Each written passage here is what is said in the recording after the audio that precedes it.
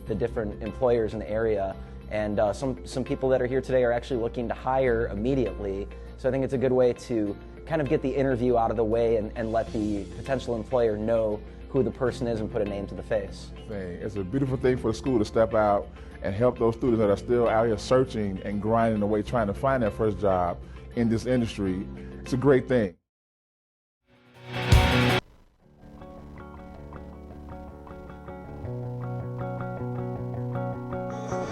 Hello and welcome here on SportsTownChicago.com. Chris Labasco here alongside of Eric Willowhite as we are getting ready for another great matchup for the USPHL. This time we have the Chicago Cougars taking on the Wisconsin Rapids Riverkings. A very big game for both of these teams who are at near the top of the standings. Second place for the Cougars, and for the Riverkings, they are not far behind, as well as they are in the fourth spot at 41 points, 48 for the Cougars. And a big thing here too, Eric, the Dells Ducks, they have an overtime loss that happened on Friday to the Decatur Blaze. So that's 1 point that one of these teams can catch up for on the first place team. So a little bit more importance there too, especially for the Cougars, because they get the win, they'll be 1 point behind the Dells Ducks. That's true, and one of the things they obviously want to do, the Dells Ducks won earlier today, so they want to be able to keep pace with them. So obviously it's a big game for the Cougars, but it's also a big game for the Riverkings as well. As you said, the missed point opportunity on Friday, so this is an opportunity for them to look to secure a 2-point evening, and that's something that they need to do. They're behind right now, the Cougars, I believe, by 7 points in the standings, so every point counts in this battle.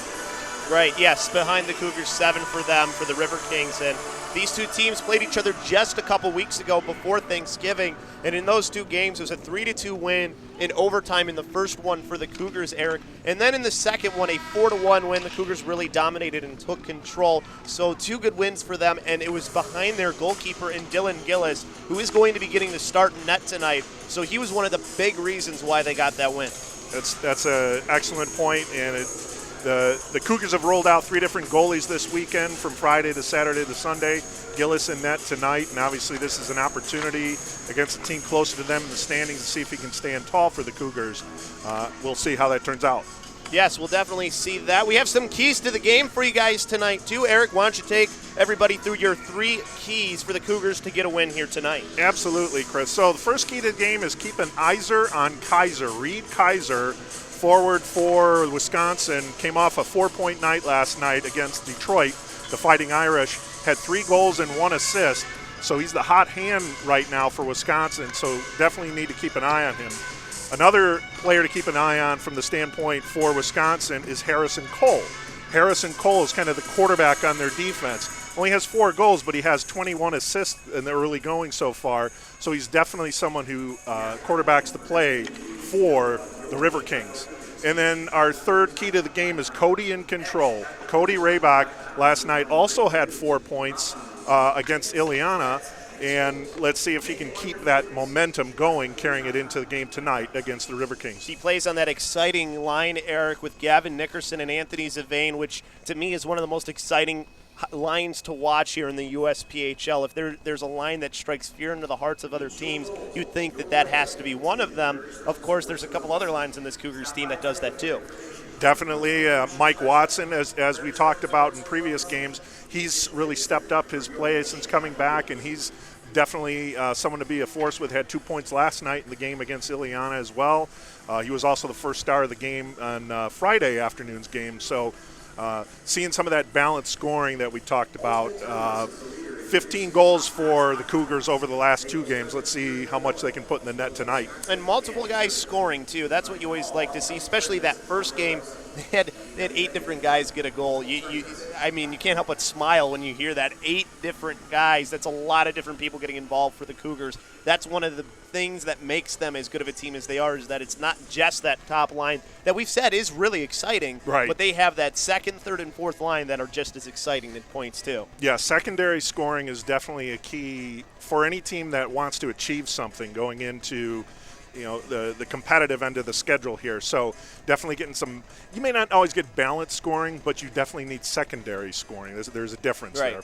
Right, the secondary scoring, which they got in the game on Friday. They got it on Saturday, it looked like, too. Of course, their top line got a lot of goals as well. I think when you look at that, they usually improve, it seems like, as the weekend goes along sometimes, although 3 games in a row, that's a bit tough on a team, for any team. But the nice thing for the Cougars is, well, Wisconsin, it's the same thing for them. Right, so even stakes for both teams doesn't make it easier. I'd be curious to hear from a player's perspective how they feel when they first get their legs going on the third game of a three-night back-to-backs. But that's the way the schedule works out. They all love playing hockey, and we should have a very competitive game this evening. That's the nice thing about our intermission interviews. We always get to talk with the guys, so be sure to look for that coming up in the first intermission. We'll have one of the players for you. We're going to take a timeout. We'll be back with starters and puck drop here on SportsTownChicago.com.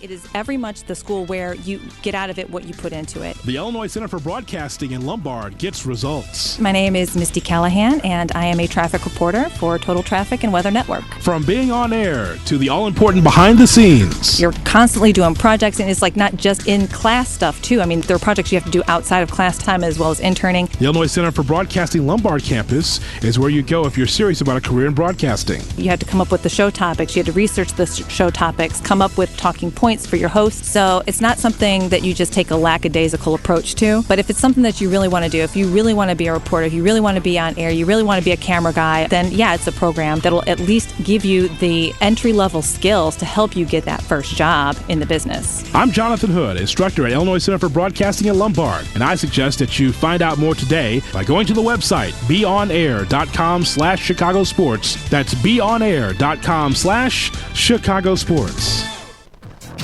It's time to kick off your career in radio or TV broadcasting. There's no better or faster way than the Illinois Center for Broadcasting. Check out our website at beonair.com/Lombard or call us at 630-916-1700 to set up a tour and see all the hands-on training you can receive. The best part of the program is the job placement department that will help you find your first job in broadcasting. Just listen to what some of our recent graduates have to say about the program. Kevin Wood, Production Director, Next Media, Joliet. My favorite part about going to the Illinois Center for Broadcasting was, first of all, I got to do everything here. For anybody looking to get into the program, I would say be ready to learn, be ready to get in here and really take your skills to another level on your own. The instructors can show you how to do it. The Illinois Center for Broadcasting, where broadcasting careers begin. Are you looking for a place to meet all your volleyball needs? Well, look no further than the Volley Shop at 579 Oakhurst Drive in Aurora. The retail hours are Monday through Thursday, 10 a.m. to 6 p.m., Fridays, 10 a.m. to 5 p.m., and on Saturdays and Sundays, just call the Volley Shop at 630-898-2003. You can also go to their website at thevolleyshopglc.com, where you can join their newsletter and be the first to find out about sales, events, and other promotions, like free shipping on all orders over $100. That's the Volley Shop. They serve you on and off the court. Massage Envy believes everybody deserves a great customized massage or facial. So we've made relaxation convenient and affordable. At Massage Envy, we're here for you every day of the week, morning and night across the entire country. And with that in mind, we promise one thing: we help you take care of you. Baton Sports, the official volleyball sponsor of the 2011 Illinois Girls High School Volleyball All-Star Game. Baton, passion for a better game. Check out BatonSports.com for more information. Baton, the athletic ball expert. When your business is getting off the ground or beginning to flourish, go to the JZ Law Offices. John Zappala guarantees aggressive, effective representation with a true desire to help you. From the formation of limited liability entities to employment agreements and general contracts, John Zappala is here to gear your company for success. JZ Law Office's virtual office services allows you to work with them from the convenience of your desk. If aggressive, effective representation sounds good to you, then call the JZ Law Offices at 312-854-8065 or visit their website at jzlawoffices.com. Be sure. Check it out!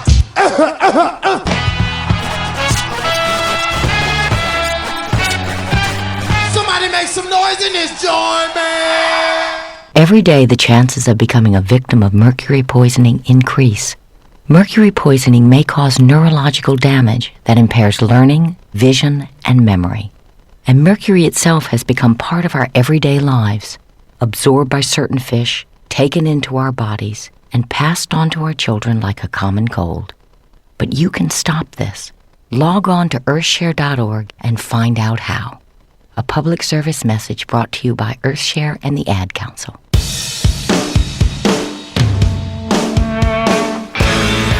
Hi, this is Joe Perry. And Steven Tyler of Aerosmith for Red. You know, it's okay to rock and roll and party down. Just don't get in that 2,000-pound bullet when you're done and cocked. And please don't drink and drive. I'm the one that jaded you. A reminder that friends don't let friends drive drunk. A public service message brought to you by the Ad Council, U.S. Department of Transportation, National Association of Broadcasters, and RAD. You love sports, you have drive and determination, but you need skills to work in sports broadcasting. Hey, this is Herb Lawrence. I'm here to tell you how to get those skills, just like I did at the Illinois Center for Broadcasting in Lombard. Get hands-on training for a career in radio, TV, or digital media. Learn to be a host, producer, or shoot and edit video. With internships, job placement assistance, and affordable tuition, you can get started with a new career at the Illinois Center for Broadcasting. Enrolling now. Go to beonair.com/score. That's beonair.com/score. Attention, family, friends, players, coaches, and fans. Are you a high school or college athlete that had your game covered by SportsTownChicago.com? You can relive the glory by going to our podcast section of our website to listen to all the past games over the last 2 years. Just go to the website at SportsTownChicago.com and check out the podcast section, and it'll take you right to your sport. Now that's SportsTownChicago.com. SportsTownChicago.com is an internet sports station that is located at the Illinois Center for Broadcasting in Lombard, Illinois. We offer you a chance, or should I say, an opportunity, to become an on-air personality. Get invited to live sporting events. Check it out!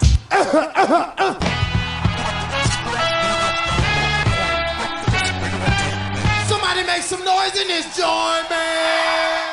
You love sports, you have drive and determination, but you need skills to work in sports broadcasting. Hey, this is Herb Lawrence. I'm here to tell you how to get those skills, just like I did at the Illinois Center for Broadcasting in Lombard. Get hands-on training for a career in radio, TV, or digital media. Learn to be a host, producer, or shoot and edit video. With internships, job placement assistance, and affordable tuition, you can get started with a new career at the Illinois Center for Broadcasting. Enrolling now. Go to beonair.com/score. That's beonair.com/score. Attention, family, friends, players, coaches, and fans. Are you a high school or college athlete that had your game covered by SportsTownChicago.com? You can relive the glory by going to our podcast section of our website to listen to all the past games over the last 2 years. Just go to the website at SportsTownChicago.com and check out the podcast section, and it'll take you right to your sport. Now that's SportsTownChicago.com. SportsTownChicago.com, the only place where you can talk Pokemon with the Pokemaster.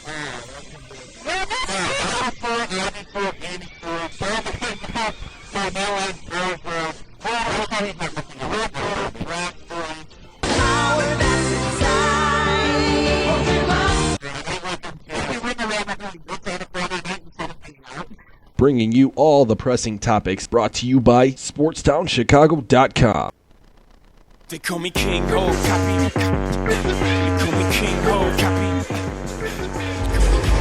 And welcome in here on SportsTownChicago.com. Chris Labosco here with you, along with Eric Willowhite to my left, as we get ready for this first period puck drop here on SportsTownChicago.com. Cougars and the Wisconsin Rapids Riverkings. We'll give you the starters first for the Riverkings, as they're just about to be announced in just a second here by Ray Kincaid.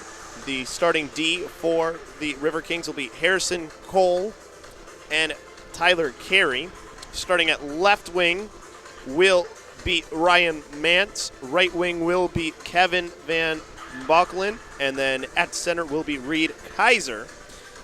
And then for the Chicago Cougars, we will give you those starters. And just a minute when Ray announces them, as that will be happening in just a moment. Just waiting for the Riverkings to make their way out here at the Sears Center Arena in Hoffman Estates, Illinois. But, of course, you can always catch on Mondays the Chicago Cougars All Access Show, where we talk to players as well, Eric. Always a fun time. Sometimes we get the players to come in, and we talk with them there, and we really get to know the guys. It's not – we talk about hockey, of course, but we also talk about just these people in general, because there's more to their lives than just hockey. Absolutely. I mean, you have players here. Obviously, they love the sport. They wouldn't be playing it if they didn't. But – you know, there's a person behind the mask, there's a person behind the pads, all of that. And it's a good opportunity to get to know them. Know them personally, as making their way out now are the Riverkings. They are in the blue jerseys. It kind of remind me of the Vancouver Canucks jerseys with the coloring, the blue and the green and the white. Yep. They got the white numbers on the back with their names in white. They go left to right here in this first period. Right to left will be the Cougars when they come out. They're in their home whites, of course, as we're still waiting for the players to make their way out here. But when you look at it for the Riverkings, obviously they're going to have revenge on their minds after losing 2 in a row to the Cougars. Right. That first game, that Friday night game, was an overtime loss. Those are obviously always tough games to lose. Any game's tough, but an overtime loss especially. And then the Cougars ratcheted up a notch, 4 unanswered goals in that second game for a 4-1 win. So the Riverkings definitely looking to get on the score sheet against the Cougars in the win column.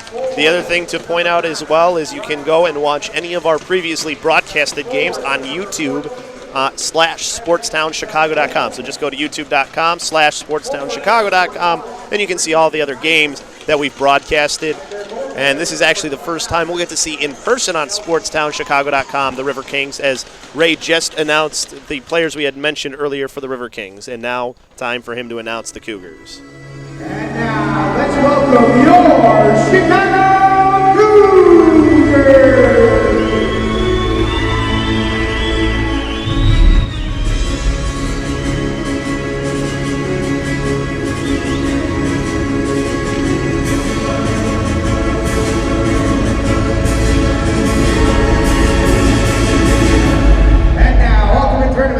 Presents tonight's starting lineup for your Chicago Cougars. Starting at defense, number 2, Hunter Shipman. Also starting at defense, number 3, Matt Olsen. Starting at left wing, forward number 24, Tony Rayback. At right wing, forward number 17, Anthony Bain. Starting at center, forward number 19, Gavin Nickerson. And our starting goaltender, the man between the pipes, number 41, Dylan Gillis. Your Chicago Hunters are coached by Ryan Coker and by Dustin Mason. There you go, the starters for the Chicago Cougars, as now we will step aside for the national anthem.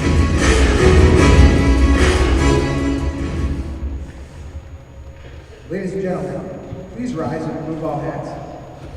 As we have the singing of our national anthem, singing the Star Spangled Banner is Chris Scott.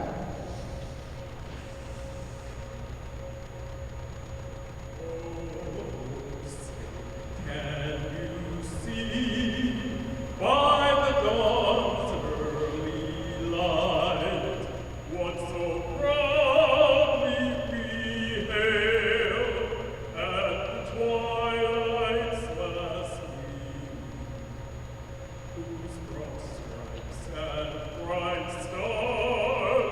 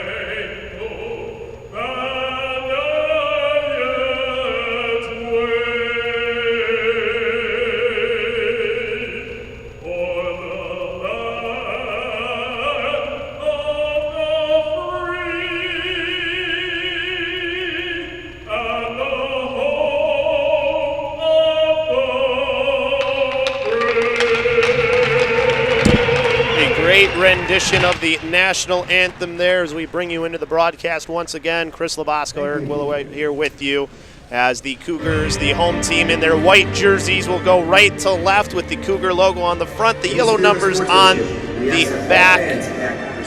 The visiting Riverkings again left to right, wearing the blue jerseys with the green trim at the bottom and the white numbers on the back. Eric, I'm excited for this one to finally get started here. I haven't been able to see these two teams play each other, but when they did last time, there was fireworks. It was a lot of fun. Yeah, a competitive game, especially the first game. 3-2 game. Second one, the Cougars just overpowered them and came up with 4 unanswered goals. So that's probably something Wisconsin remembers, and they're probably going to want to get out to a good start, as does any team. Really quickly, starters again for the Chicago Cougars. Left wing, Cody Rayback. Right wing, Savain. Centering it is Nickerson, Dylan Gillis in goal. Matt Olson and Hunter Schiffman are your defense as it comes to them over in their own end. Quick pass out through the middle as it's poked away, but it comes right back over to Rayback as he goes back to his defense. Cross ace over to Hunter Schiffman, who tries to bring that puck forward, but it's hit in by the Riverkings as Gillis will push it back in behind his own net. Pass comes over to the near side. Rayback will tip it forward into the neutral zone, but the Riverkings will have back control of it as it goes to the right wing corner where Carey will pick it up. Back along the far boards, this bounces to Cody Rayback, who just throws it in from near the blue line, but it's hit away by a stick of a Riverkings player. Comes right back to Rayback as he dumps that one in. Actually, that was Palermo as this goes in behind. On the right wing, and now pass over through the middle, stolen away nicely by the Cougars by Lomberg. Hits off a stick, comes right back to Lomberg though in the slot, but he's not able to keep control of it. Pass over to the near side, breaking out are the Riverkings as Mance will dump that one in as his team will go for a change. Cougars with the pass over to Willie Doremus in the right wing corner. Tries to break out a player there. Puck went a little bit too far in front, but the Cougars have it. It's Mike Watson. Watson across the blue line of the Riverkings. Takes a quick pass through the middle, but a little bit in front of Lomberg as it goes back over to the far side. That one in front of the Riverkings benches comes back to the Cougars as that one passed in for a high slot shot that goes wide from Watson to the right wing corner. Back over to the near side as trying to exit the zone is Sarah for the Riverkings. He crosses the blue line through center ice and now into the Cougars zone, but it's poked away from him by the defense of the Cougars and goes back over to the far side, but quickly turned over at the top of the left circle over to Demchuk. As he has it in behind the net, he gets checked off nicely as that puck comes free back to the Cougars. As this one pushed back in by the Riverkings. Sarah picking it up in behind, passing it up to the right point for loading up for a shot that hit a lot of traffic, and Gillis with a save, and he covers it up with the glove hand. That shot came from Dylan Heller. A lot of traffic in front, Eric, but Gillis was able to get a pad on it and then drop on top with the glove. Yeah, he definitely was. It's one of the things. Even though the rebound kicked out of there, he was quick to pounce on it. As you can see, centered from behind the net. Nice shot on point. Good save. Goes down nicely there by Gillis, and then he's able to cover up quickly before the Wisconsin player came in on him. As there's a quick shot from the point from McManus that goes to the right wing corner. Two players there, freeing it up is Zatera as he sends it back over along the far boards. Bouncing puck that Beltrame pushes ahead as this one goes back along the far side. Back onto the stick of Marcuselli, who pushes it to the near boards for the Cougars as they try to exit their own end here, having a little bit of trouble as there's a good lift of the stick that keeps it for the Riverkings and Peterson. He throws it in behind. Slapping it away, back over towards Letmansky. Letmansky can't handle the bouncing puck as it goes to the left wing corner off the stick of McManus for the Riverkings. The Cougars take back control. Pass in towards the middle. Cutting in front to take it was Peterson as the Cougars look to maybe make a couple of changes here as they try to keep that puck on their stick. Comes back over to the near side, skating along the right wing and in towards the slot, almost getting free for an opportunity, but hitting it into the glass was Van Balkelen as that one comes up to the right point for a shot that goes wide and in off the end boards from the shot from Radziewski, as this one back still controlled by the Riverkings, poked away and back onto the stick of number 14 in Peters. As Peter made the pass to the near side, but holding it in at the right point was number 55 in Radziewski. Back along the left wing half boards, up to the left point shot, easy glove hand save made by Dylan Gillis on the shot from Tyler Carey. That'll be another face-off with 17:01 left to go here in the first period. No score, but some opportunities early on.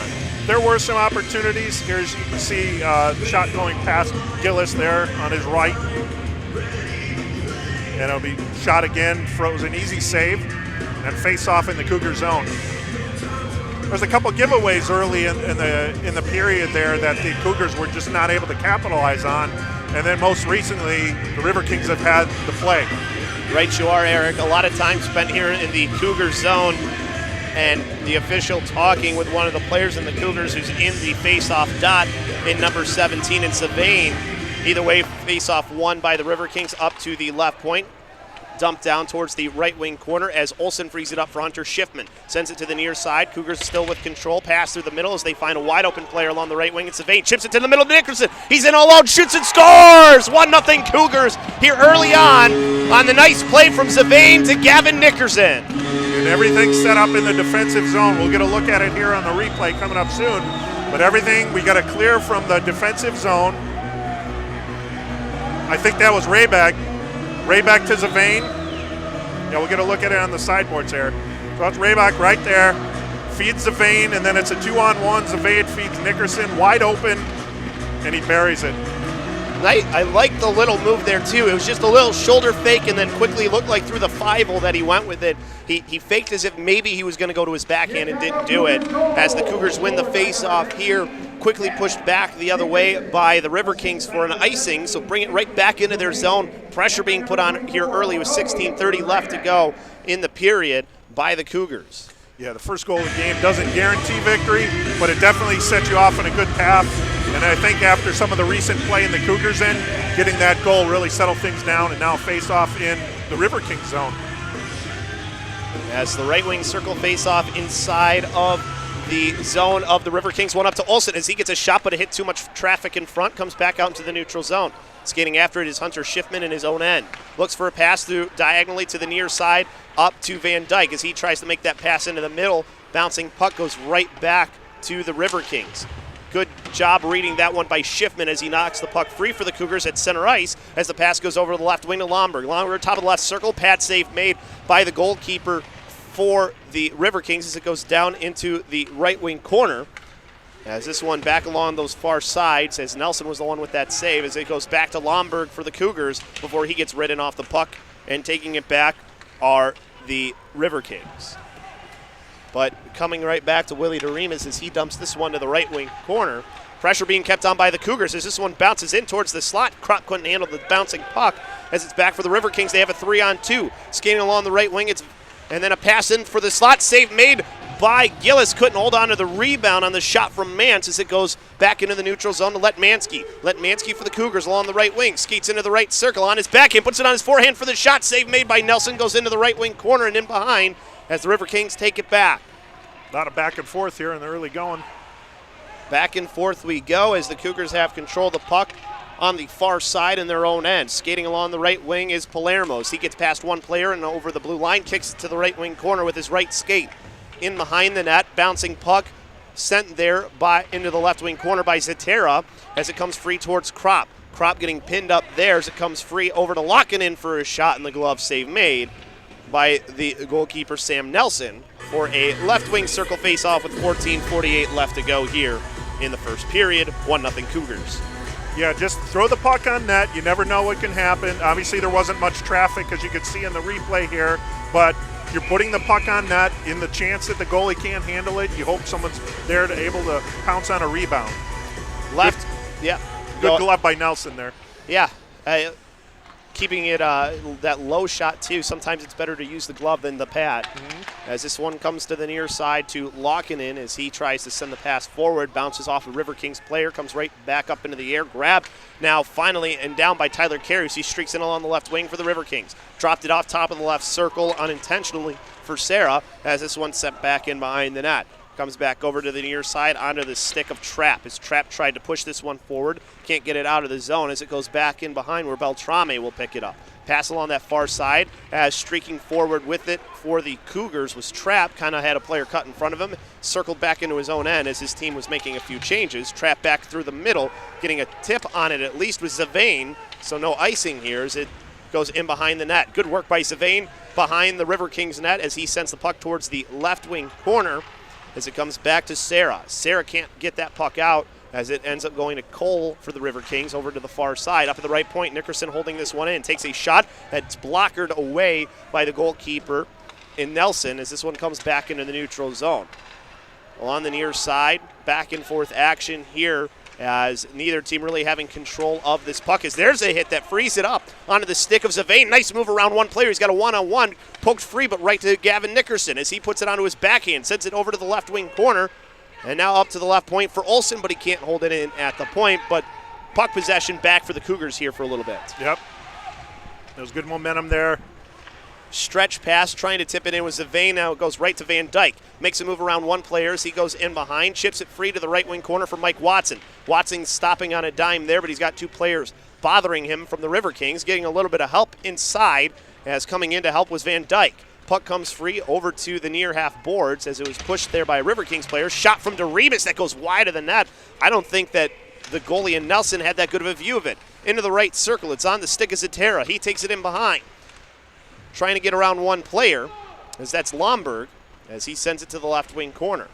Watson there, gets pushed in, hand up into the air. We're going to have a power play here for the Cougars coming up once the puck is touched. Gillis goes off for the extra attacker. Shot from the top of the right circle, but it hits some traffic in front and goes right to the stick of Ryan Mance. Yeah, there should be a cross-check call. Watson in the corner here, and right there, as you can see, right into his back. Or that was just right after it, yeah. Right after it, right. But like, Mike's a big-sized player. He's not easy to get off his feet, so you definitely have to do something pretty hard to make him fall down. Reed Kaiser was the one who was sent to the box for the Riverkings for that cross-check for 2 minutes. So the first power play of the Cougars here, a chance to extend their lead to 2-0. But they lost the face-off to the Riverkings as it's Carey who's able to at least get this to neutral ice before the Cougars take it back. So not the greatest start there on the power play, Eric. No, but definitely plenty of time to get it set up here, make a play. Dareem is carrying this one in, feeds it to an area that's open for Rayback as he sends a shot in and a glove save by the goalkeeper in Nelson, and then he gets this whistle for the face-off in the left circle. A lot of net to shoot at there, and he kind of put it into the middle for Rayback, but that was a good play by Willie Dareemus. And not an easy save for Nelson either. That puck was rising.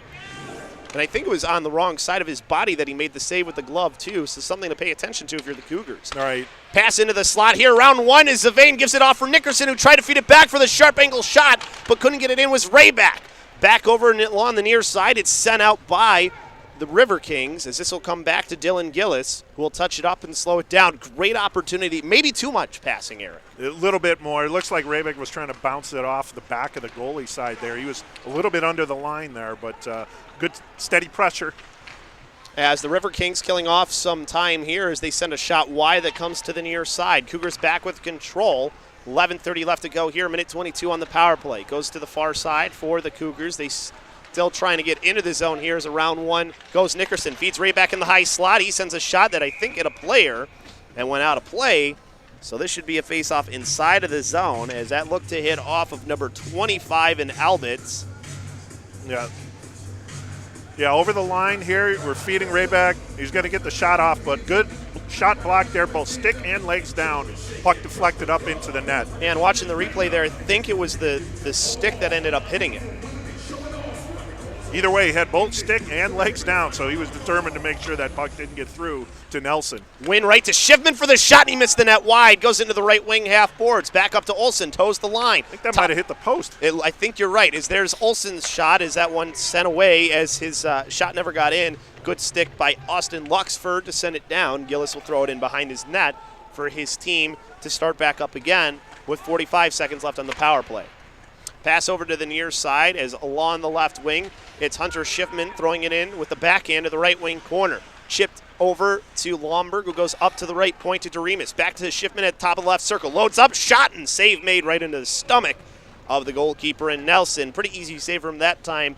Nice try from Schiffman because he had the lane, just couldn't get it on couldn't find a corner. Exactly, and you'll see this shot. He's going to suck it right up, which is very important because, as you can see, Lomberg right up near on the rebound. Nothing to him, though. Left wing circle face-off, one back up to Schiffman at the left point, as the penalty still has about 10 seconds left. As this one, Lomberg will send up to Schiffman at the left point, toes the line up near the middle, passes it top of the right circle, back to Lomberg, left circle, back down low. As not able to control it, there was Watson. Sends it to the right wing corner. We're back to 5-on-5 hockey here with 10:22 left to go. Hits off a skate of a River King, comes to Hunter Schiffman of the Cougars as he sends it back to the right wing corner. As cutting in front to take it first, though, was a player for the Cougars, as it'll bounce right back for an easy pinch for Schiffman, as Watson will free it to the right wing corner. Matt Olson goes off for a player, as they will now switch sides. Will him and believe that is Lockinen, as this will be sent through the middle. Bounce over Lockinen's stick, come right to Hunter Schiffman, as there's a diving player in behind him in their own end. Lockinen from in front of his own net, turns the puck over as they're a pass in towards the slot, and that one's sent away by a Cougars stick, as now they break up ice. Along the left wing, it's Letmansky as he tried to make a move around one as it goes into the left wing half boards. Sends it back in deep as his team completes a change, as this pass comes over to the near side. As it's Mans who will send it out to the neutral zone for the River Kings, as they haven't had a whole lot of puck possession time here in this first period after the early start. Cole with the puck on his stick sends it over to the far side, turned it over to the Cougars back along the right wing half boards. As this one up into the air, Beltrame got a hand on it, and they're going to call that hand hit pass, I believe. Well, if you're the Cougars here, you want to keep the River Kings top line in their defensive zone, and after that near giveaway, as you can see here, this is the play in the offensive zone for the Cougars. But yeah, back to what you were saying, though, yeah, you give it away like that, you almost hurt yourself and almost had this game tied. Right, but keep them in their defensive zone, keep them skating, exerting energy that way, keep them away from Gillis. As Doremus makes the pass to the near side to Trapp. Trapp up ahead, as this one backhanded into the zone by number 18 in Hauke. This one comes back over along the far boards and bounces back to the neutral zone for the River Kings as they push it ahead towards Sarah, but it's a little bit too far for him as it goes right to Willie Doremus for the Cougars.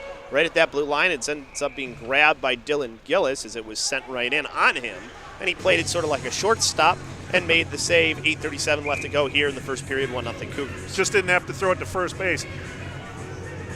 Here you get a look at some of the pressure coming on for the River Kings, and a frozen puck right there. One of the things I noticed going into the game tonight, Chris, is that Sam Nelson was expected to play tonight. He actually came into the game last night for the River Kings into the first period, about 15 minutes into the game. So he wasn't expected to play last night. Now he's playing in back-to-back games.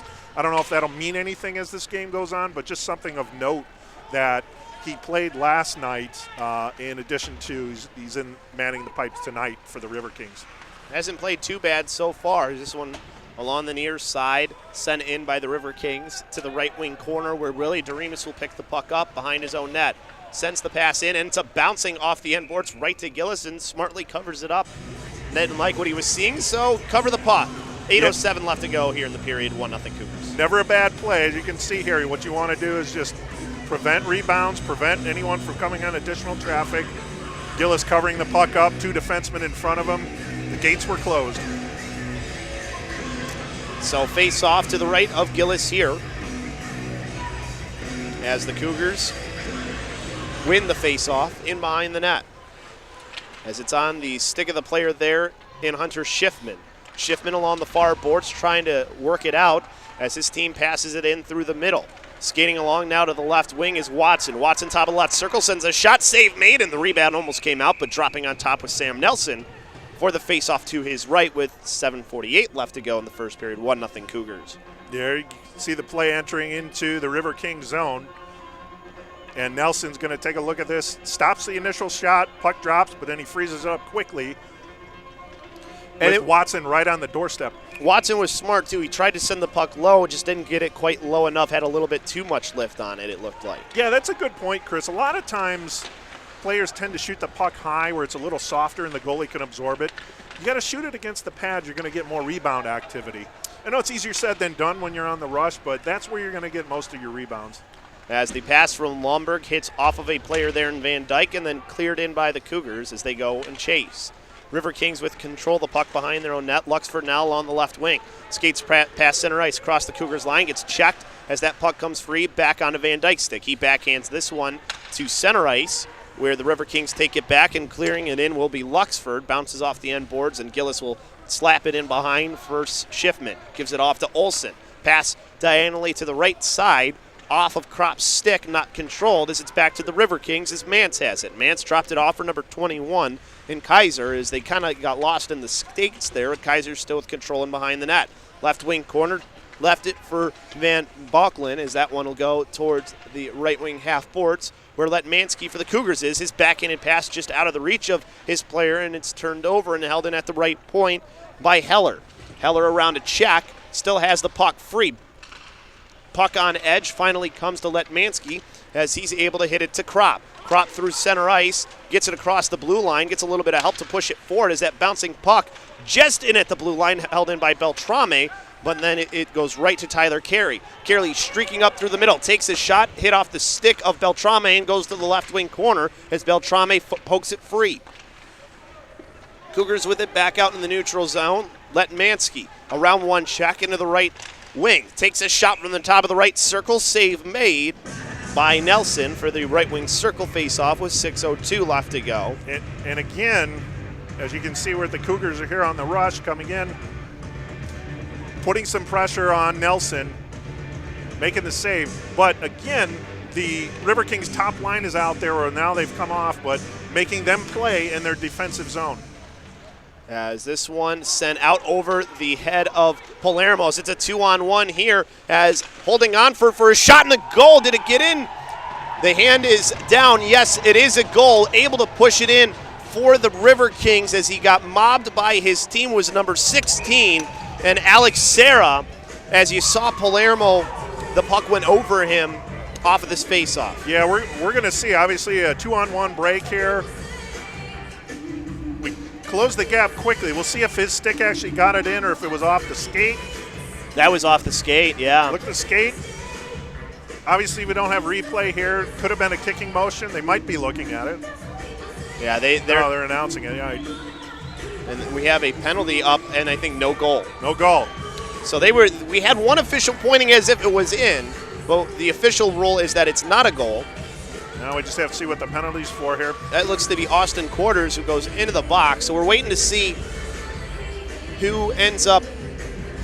Well, wait, the goal is still on there. So we're waiting to see what they change here. There's 5:51 left in, and when we watch our replay here, as far as it looks, that appears to be a kicking motion when it goes in, wouldn't you say? Yeah, you can. No, they're calling it a goal. So it's a good goal. It did look like a kicking motion, though. I mean, it wasn't a conventional kick, but he definitely pushed it with that left skate, it looks like, as we watch it in slow motion here. As you watch that left skate, he puts it out there. Yep. That would be considered a kicking motion, right, Eric? Yeah. So even though if it was soft and it's a little bit guiding it, he is trying to steer it towards the goal. Right, which is you're not allowed to use any part of your body to put the puck into the net purposefully. Correct. Obviously, the referee and linesman, they don't have the advantage of looking at the video replay. They have to make that call. Bang, bang, play. Unfortunate for the Cougars, but we have ourselves a tie hockey game. And they do have a player in, and no penalty is up on the board, and I think it's still 5-on-5 hockey, so not sure why he's in the box. Didn't quite hear what the official call was either. It was hard to hear. We'll get that for you in a little bit. Either way, Cougars with control of the puck at center ice, bounces off of his stick as this goes over to in front of the benches. The only thing I can think of is it's a 10-minute misconduct for something. Those don't get posted on the board, but he's in the box. Right. As this goes to the right wing corner of the Cougars zone. As a player there on either side tried to dig the puck free, as it finally comes free to the Cougars. And then they turn it over right away for a shot, and Gillis got a piece of it as it goes into the right wing corner. And now the Cougars have control once again after that shot from Heller. Along the left wing, Schiffman streaking in, holds up near the blue line, sends it down low as he's got a player out in front, does Watson, takes the sharp angle shot, hits off the goalie, comes back free as it's on for Sylvain, and then he takes a shot and the save with the right into the sort of the midsection, the bread basket. The Labanza. Exactly. Good pressure here by the Cougars. Nice play getting Zavain on the doorstep here. He's going to be coming around, firing the shot. And Nelson eats that up. Good thing. Good pressure coming on from the Cougars here after the Riverkings goal. Trying to get an answer. As this is one back out into the neutral zone, controlled by the Cougars over to Lomberg as he will wrist this one in. Bounces off his Stashchin and goes to the right wing corner where two players try and get control. Both of them go down as now on the ground trying to free it up was Van Dyke. He did get the puck free to the Cougars for a second, and that one's sucking up along those boards like it's Velcro as it's freed back up by the Cougars once again. Backhanded in behind for Mike Watson. Watson gets delivered a hit there from behind, but it goes right to his teammate in Van Dyke. Up to Locken in left point. Loads up, sends the shot wide of the net. Lomberg tried to send it back up to the point, but it's backhanded out into the neutral zone by the Riverkings. As this one wristed back forward, trying to hold it in at the blue line was number 22, and Sishi as that one goes in behind on a Lockinen stick. As Lockinen ends up getting tripped up there, but it was a soft trip, no call as it goes over to the far side. As this one will get back out into the neutral zone as Carey tried to push it in for the Riverkings. Comes back to Beltrame. Beltrame whiffing on an opportunity there. There's a shot from the high slot that goes wide from Tyler Carey to the right wing half boards. Letmansky, good backhanded pass over to the left wing as Zetera gets upended there, hand up into the air as we're going to have a call on the ice, interference. Interference on Cole. I believe that's who it was. We'll see here in just a second, but a power play opportunity with 3:30 left to go in the period for the Cougars. So it'll be interference here if the puck's by him, and that's exactly what it is, going for the puck. Yeah. Puck was not in his possession at that time, and right, if he had possession of the puck, that's a perfect hit. Right. As this one up to the right point for the Cougars power play, 0 for 1 on it so far. Doremus passed it, now down low, as the Cougars have that line there with Watson out onto the ice. Is Zetero with it as he switches places with Palermo. Back to the bottom of the right circle, or sorry, that's the Rayback line up to the point to Doremus. Doremus back over towards Rayback. Rayback missed the puck as it comes back to Zavain. Right wing half boards, back up to the point, Willie Doremus. Doremus back to Rayback, into the high slot, sends a shot, top shelf, goal! Cougars have the lead once again, 2-1 on the power play goal with 2:57 left to go in the period. Another glove side goal there. And as you had said earlier, Eric, in the keys to the game, keep Cody Rayback going. Well, we're going to watch it here. Yeah, he's hot right now. He wanted the puck, shoots, glove side, buries it into the back of the net. Great goal, great power play goal, and that's a great answer for the Cougars. Obviously, after that, what could have been a deflating goal, somewhat controversial goal, back on top 2-1. So it'll be face-off from center ice as this puck comes over to the near side as the Cougars had control of it, but the Riverkings now, after the power play goal, as it's now onto the stick of Schiffman, poked away from him. As it comes free for the Riverkings, almost a pass into the left circle for an opportunity, but now the Cougars counters. It's Letmansky. Letmansky trying to go around one as he gets taken down as this one comes back over to the near side. Losing his edge almost was the official as this one goes in behind the net. Held in over at the left wing circle by Kropp as this goes down to the right wing corner onto the stick of Van Bockelen as that one will come back over to the near boards where Olsen will try and hold it in. Not able to keep it in the zone as that one was taken back by the Riverkings. Olsen will lift this one up high into the air and it ends up being an icing. He had one more stride to take and he would have been able to have this one be an onside play, and he had some room. It looked like we're going to get a good look of it here though is the nice thing. So you're going to see Olsen here, and yeah, he had that one player, but he was kind of past him already, so he could have taken just one little stride to get across that center line to give his team a chance. So face-off will go to the right circle as it goes in behind the net. As Zetera will send it over to the left wing corner. As back in behind, there's that one sent away by Olsen as it was tried to be centered by the Riverkings. As it's onto the stick now of Carey. It's Carey to the right wing corner on the pass. as it'll come free towards Letmansky, but the Riverkings still with an opportunity as Carey sends the shot up into the glass, and I think we have a call. And then a player goes down in Olsen, and then a player ended up getting tripped in Alex Serra. So we'll see what ends up being called here, as we have a player going into the box for the Riverkings in Tyler Carey. As Mike Watson was talking with the officials, see if we got anyone else going into the box. As really curious to see what happened there. I saw Olsen go down, but it was away from the puck, so I didn't see what happened for him to go. But I think we do got one player going in for the Cougars as well. As we'll see here in the right wing corner, got two players kind of pinned up there. It's Zatera who goes into the box. So I think they called, maybe was that Zatera right there that they called it for. Yeah, it looked to be him there with that hit in the back, right near the boards. It might have been a boarding call. But then something happened to Olsen, so I think we stay 5-on-5 here. So offsetting minors, the minute and a half left to go. As this one will come free into the neutral zone onto the stick of Jesper Lomberg. Lomberg with a shot from the top of the right circle. Sent it low but a little soft, as it was easy to stop for the goalkeeper in number 29 in Nelson. So checking from behind on Zatera, as it'll be a right wing circle faceoff.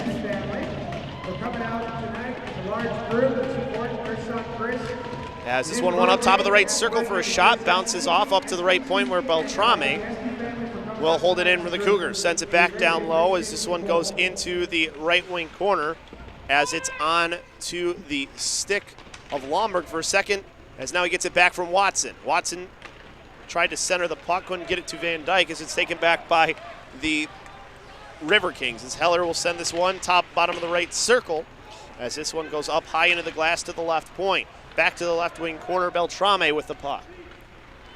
In behind his net, comes to the near side, tried to make a pass to Van Dyke as it comes free back into the slot. Bouncing puck as trying to turn around with the pass is Van Boglen, as it's back to the Cougars, to Van Dyke, who has a free left wing to skate on. As he dumps this one down in, his team goes for a change, as Zavane beats everyone to the puck. Anthony Zavane trying to hold on to that one as he loses it back to the Riverkings, who give it off to Ryan Mance. DeRemus getting it for the Cougars and dumping it right to the right wing corner, where controlling it will be McManus. As he turned it over, pass in for a shot from the right circle, save made by the glove hand. Another opportunity on Zatera, and the pad save made. Two big saves by Nelson to keep this a one-goal game.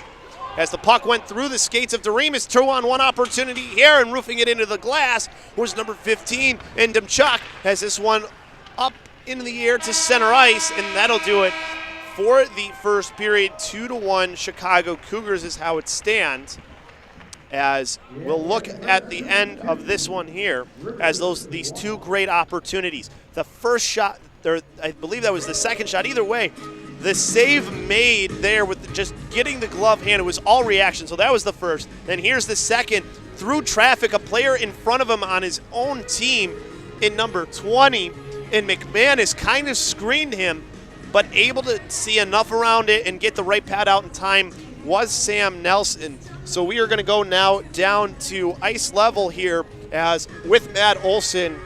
Hi, is Eric with Matt Olson. Chris, we're here with Matt Olson for the Cougars. So Matt, in that first period there, the Riverkings got that late goal with what looked like a kicking motion there. It might have been a deflating goal, but you guys were able to answer back with a power play goal. How important was it to get that second goal after they made that goal? Yeah, it was huge. They definitely pushed back after scoring that first goal. So getting that one back there was really huge. Now, you're playing your third game in 3 nights, as are the Riverkings there. From a player's standpoint, what is it like playing 3 games in 3 nights? How do you feel going into that first period? Yeah, it's tough. I mean, you played 2 hard games this weekend already. Get plenty of rest, a lot of fluids in you, good food. That's the key.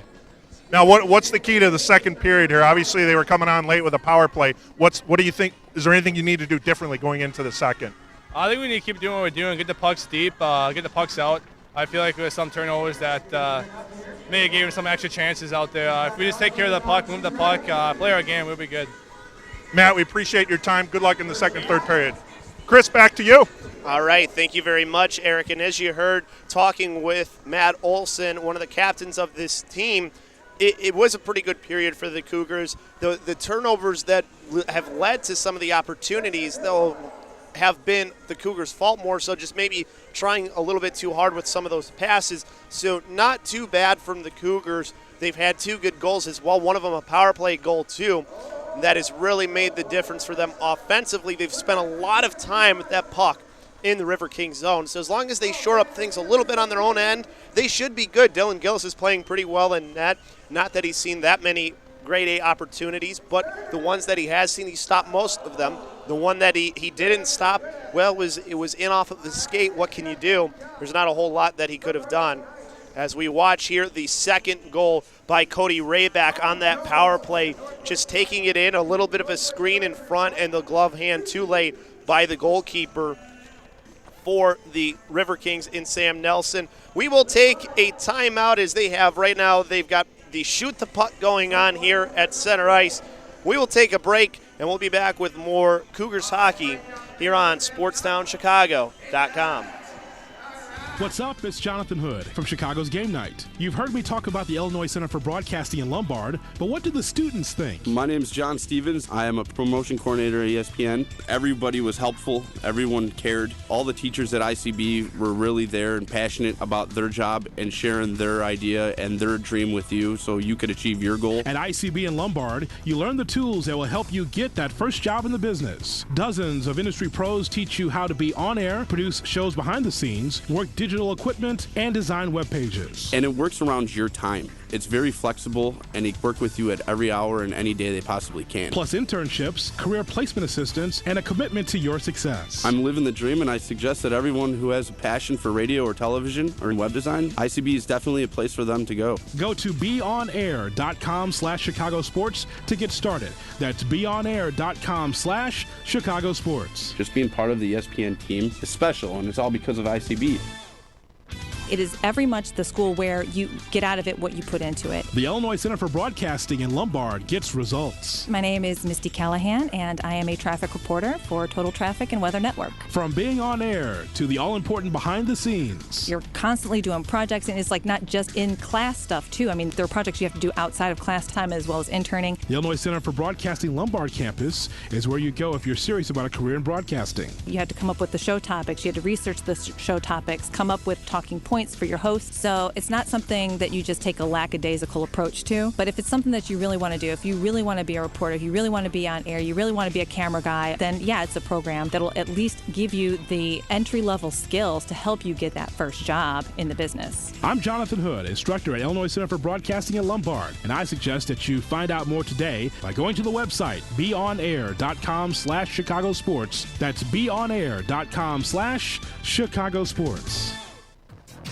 It's time to kick off your career in radio or TV broadcasting. There's no better or faster way than the Illinois Center for Broadcasting. Check out our website at beonair.com/Lombard or call us at 630-916-1700 to set up a tour and see all the hands-on training you can receive. The best part of the program is the job placement department that will help you find your first job in broadcasting. Just listen to what some of our recent graduates have to say about the program. Kevin Wood, Production Director, Next Media, Joliet. My favorite part about going to the Illinois Center for Broadcasting was, first of all, I got to do everything here.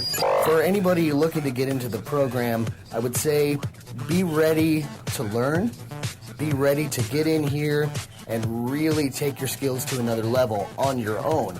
The instructors can show you how to do it. The Illinois Center for Broadcasting, where broadcasting careers begin. When your business is getting off the ground or beginning to flourish, go to the JZ Law Offices. John Zappala guarantees aggressive, effective representation with a true desire to help you. From the formation of limited liability entities to employment agreements and general contracts, John Zappala is here to gear your company for success. JZ Law Offices Virtual Office Services allows you to work with them from the convenience of your desk. If aggressive, effective representation sounds good to you, then call the JZ Law Offices at 312-854-8065 or visit their website at jzlawoffices.com. Check it out!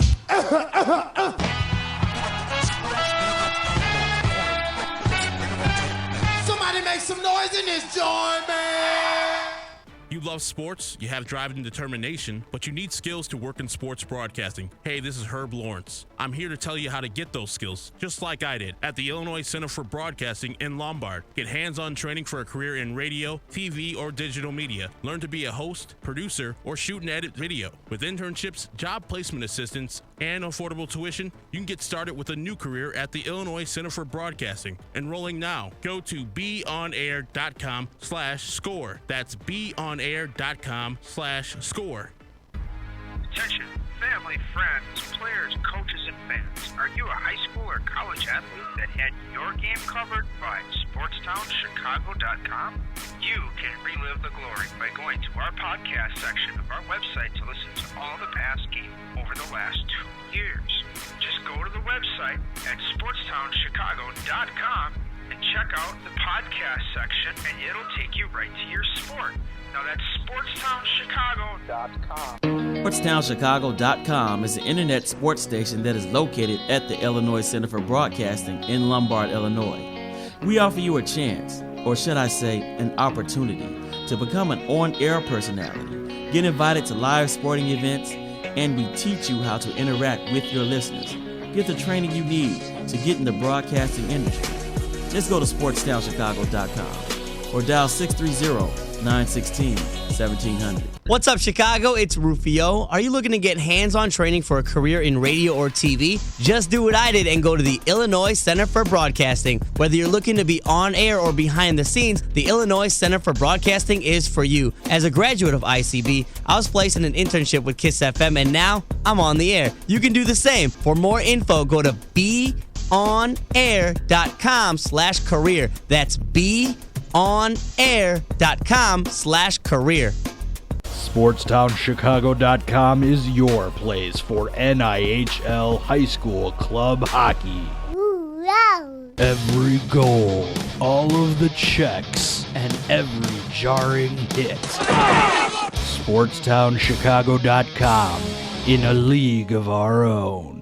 Hey, it's Herb Lawrence. If you love sports and you want a career in broadcasting, then go to the Illinois Center for Broadcasting. Log on to beonair.com right now. The Illinois Center for Broadcasting trains you for careers in radio, TV, and online media. With internships, financial aid for those who qualify, job placement assistance, and day and night classes, you could start your new career in less than a year. Log on to beonair.com right now. Take it from me, Herb Lawrence. Check out the Illinois Center for Broadcasting. Go to beonair.com/Chicago Sports. That's beonair.com/Chicago Sports. When you need a break from your busy schedule, kick back and listen to the fun sports and entertainment interviews from SportsTownChicago.com. The Big Interview is where you hear SportsTownChicago.com personalities pick the brains of the biggest names in sports, music, movies, and I want to have a job in something I love. I want to have fun and meet new people. I want to be social. The Illinois Center for Broadcasting has so many cool things they offer for me and their students. With the amount of stuff you learn, there's no way you won't succeed. You'll learn how to do a voiceover, how to use camera equipment. I mean, actual hands-on. You can even host your own radio or TV show. All of our instructors actually work in the industry too. So go to beonair.com/Lombard and start your future in broadcasting today. I'm an instructor at the Illinois Center for Broadcasting Lombard campus, and I can tell you we're all about sports broadcasting. My passion is for boxing, and my career puts me ringside and cage side covering the action for ESPN Chicago, as well as serving as a ring announcer. Main of Pride. If you want a career that you love, check out the Illinois Center for Broadcasting, where you'll learn the craft from the pros in the business like me. Call today at 630-916-1700 and tell them Ray Flores sent you. If you have a passion for radio or TV like I do, then the Illinois Center for Broadcasting is the place to be for real-world training. We know how you want to learn, and we teach it to you that way, hands-on. What you'll learn are the technology and skills that you'll really use in the broadcasting industry. 3 out of 4 of our graduates are working in the industry, and financial aid is available for those who qualify. So if you want to work in broadcasting, the Illinois Center for Broadcasting is where broadcasting careers begin.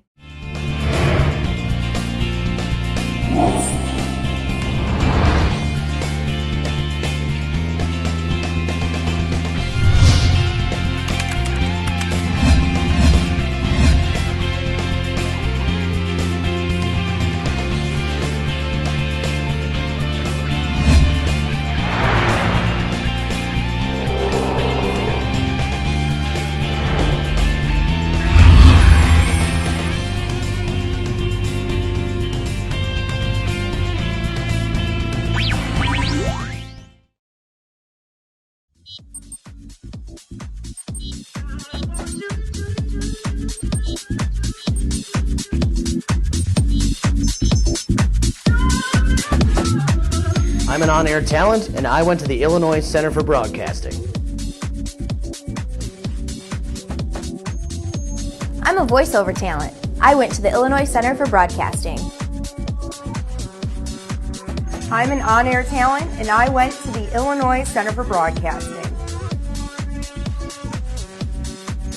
I'm a multimedia journalist, and I went to the Illinois Center for Broadcasting.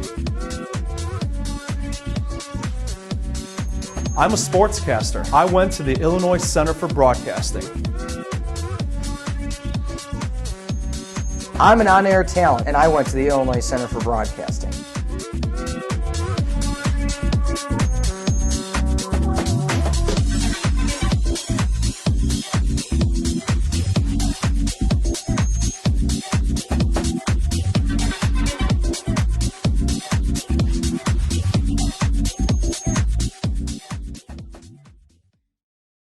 Hey, what's going on? It's Tilo from Tilo TV, and we're at the Illinois Center for Broadcasting here in Lombard, Illinois, and we're about to show you the campus. That's right. We're going to show you the staff. We're going to show you the radio, TV equipment, and we're about to show you as well how I want to have a job in something I love. I want to have fun and meet new people. I want to be social. The Illinois Center for Broadcasting has so many cool things they offer for me and their students. With the amount of stuff you learn, there's no way you won't succeed. You'll learn how to do a voiceover, how to use camera equipment. I mean, actual hands-on. You can even host your own radio or TV show. All of our instructors actually work in the industry too. So go to beonair.com/Lombard and start your future.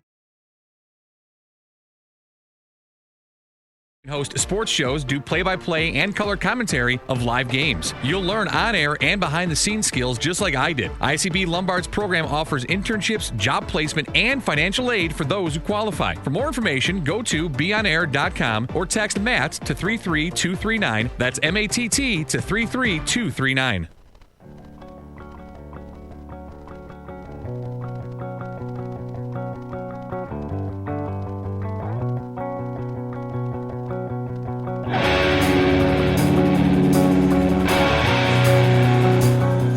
Back here on SportstownChicago.com. Chris Leposco, Eric Willowhite here with you. So we're getting ready for this second period.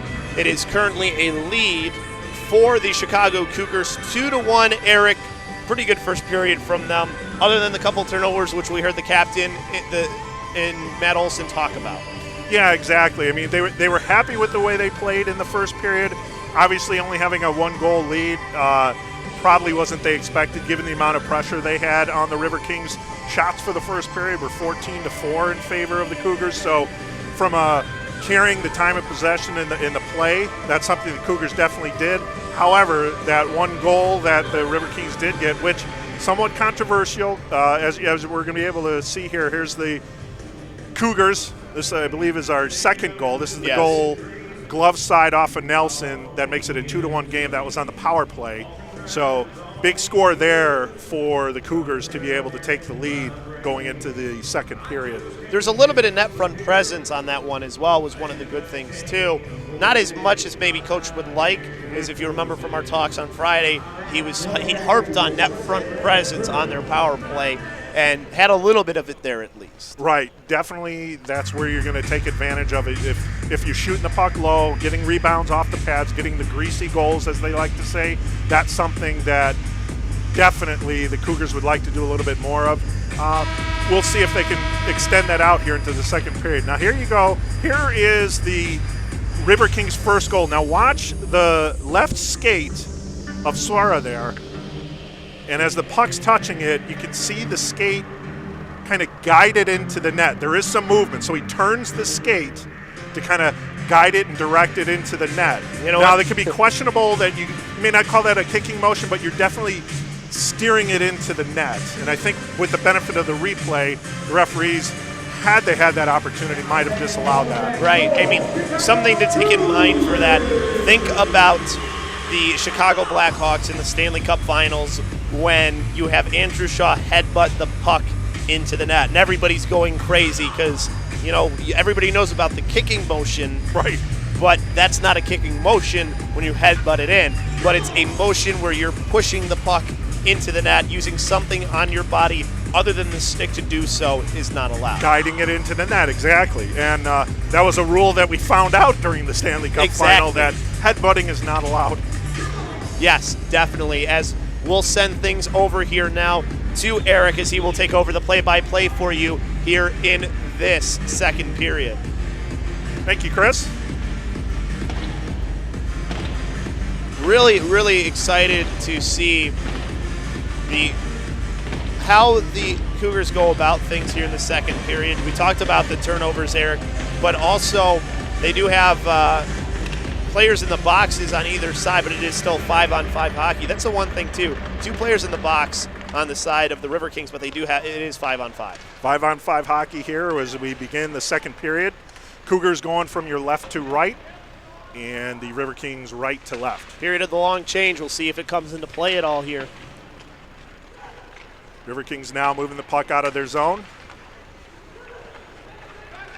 Van Balk-Lynch centering. No one home, and here come the Cougars trying to break out. Kept in there by Mantz. Skated up now by Matt Olson.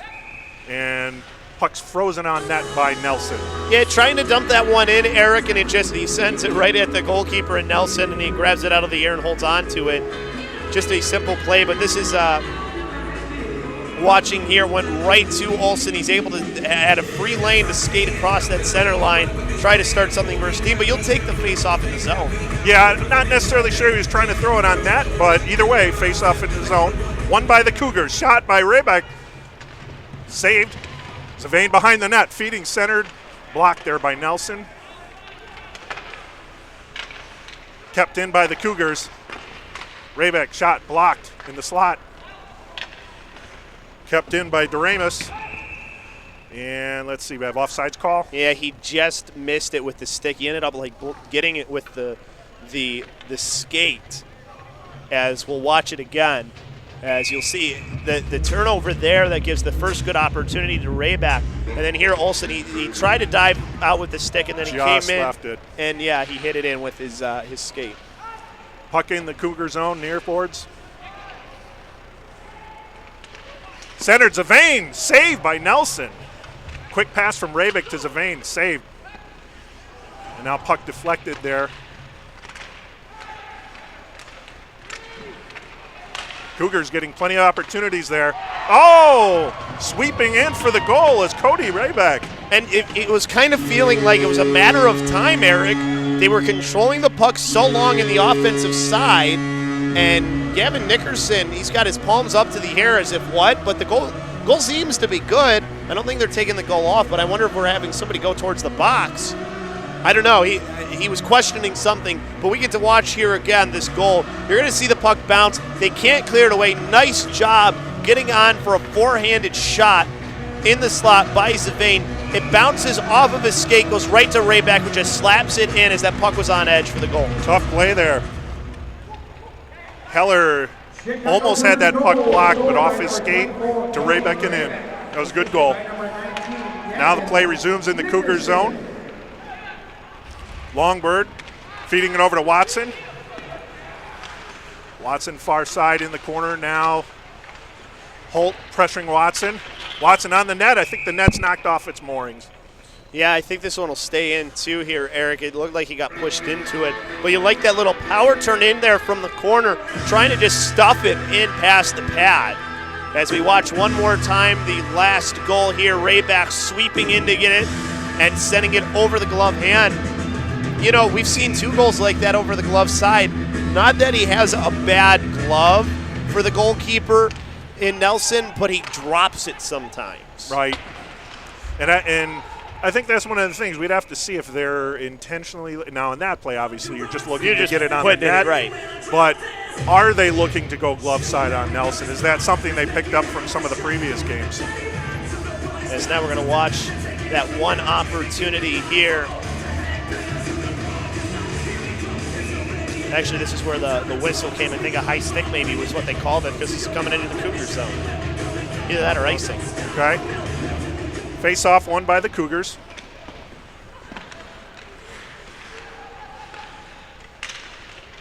All right, puck stolen away. Here's Holt. Holt moving in. Cole. Cole looks like he got a stick up on him. No call by the referee. Yeah, I don't see He seems to be in a little distress right now. Now plays resumed and he's skating back. He's still checking himself, though. So, like you Kept said. in by the Cougars. Now skating it up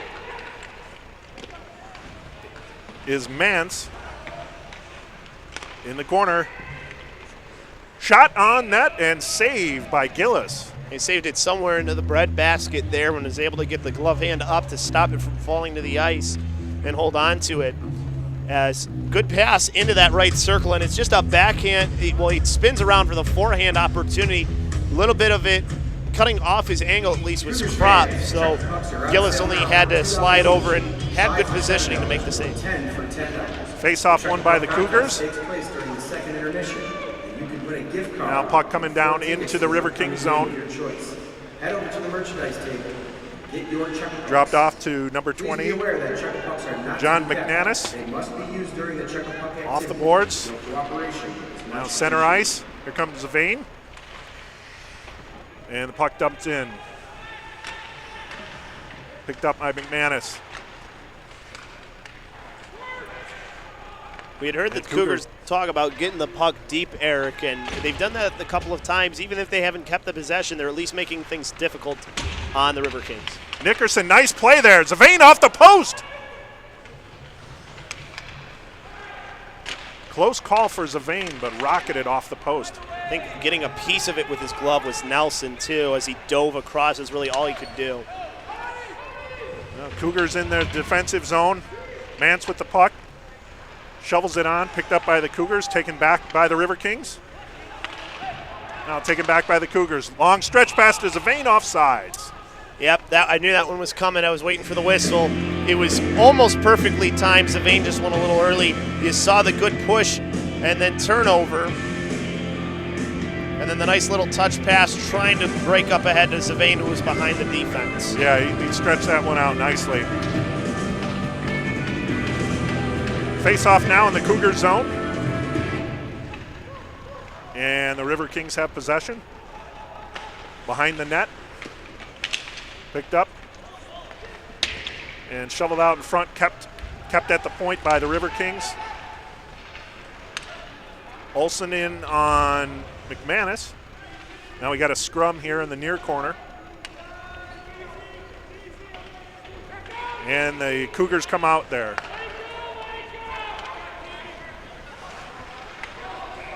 Up. We have a stoppage of play here. Oh, we have a scrum in the corner. Yeah, Matt Olsen lost his helmet, too. Olsen scrapping with Demchuk, Nick Demchuk.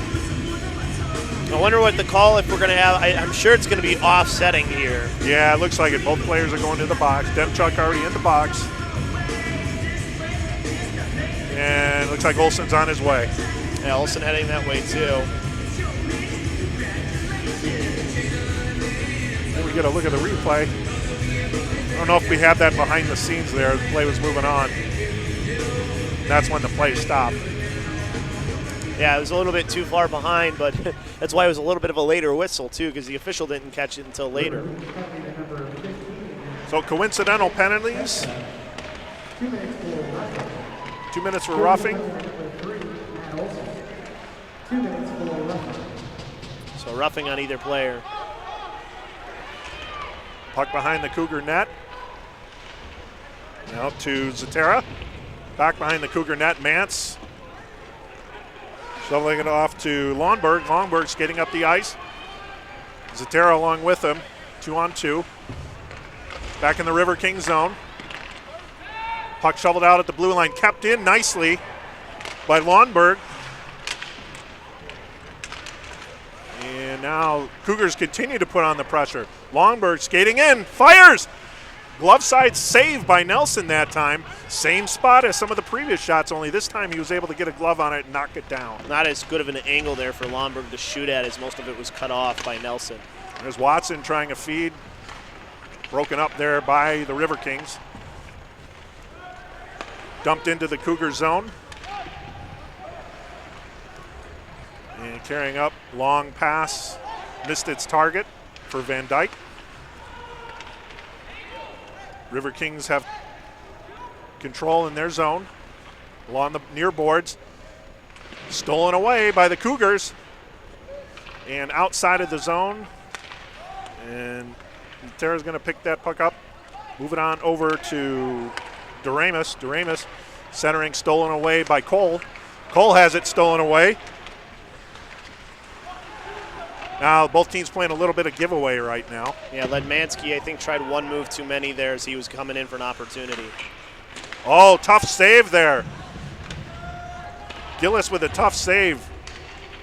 Huge Players save. crashing into the blue paint area there, and he was able to keep that out of the net. Puck dumped into the Riverkings zone. Picked up by Mance.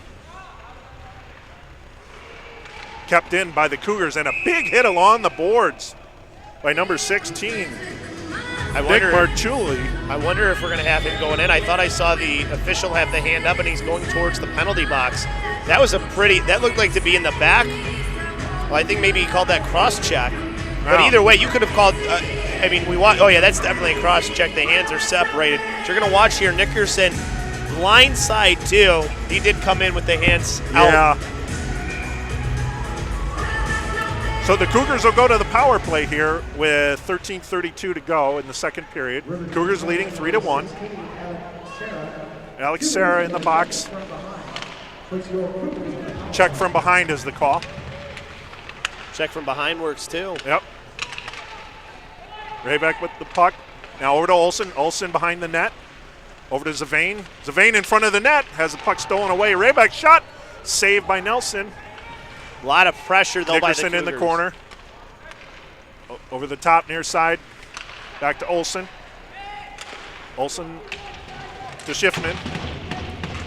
In the corner now, Zavane behind the net, far corner. Coming out front.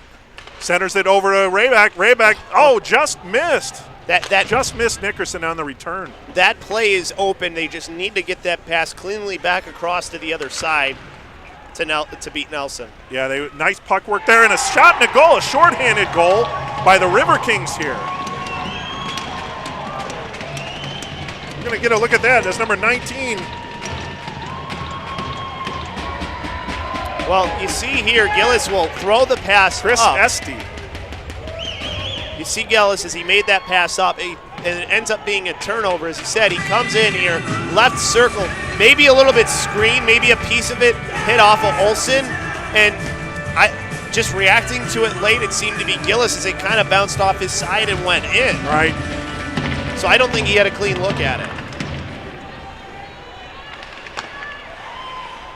And puck on net again, this time saved by Gillis. So the Riverkings putting on some pressure here. Still about a minute, though, of power play time for the Cougars. So Chris Esty with the shorthanded goal for the Riverkings, cutting the Cougars' lead now to 3-2 here with 12:10 to go in the second period. Cougars still on the power play. Van Bocklin over to Cole. Cole behind the net.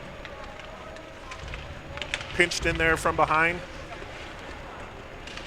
Now Cole comes out of there, and the puck is cleared by Van Bocklin, and they'll go for a change. Now the Cougars bringing the puck forward here. Olsen carrying.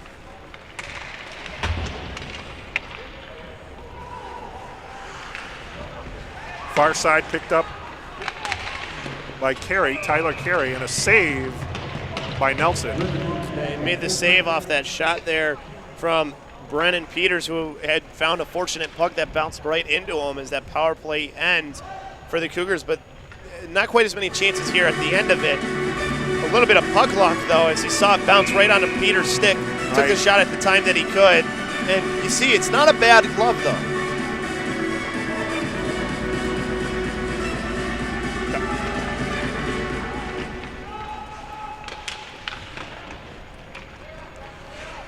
All right, now the play resumes behind the Riverkings net.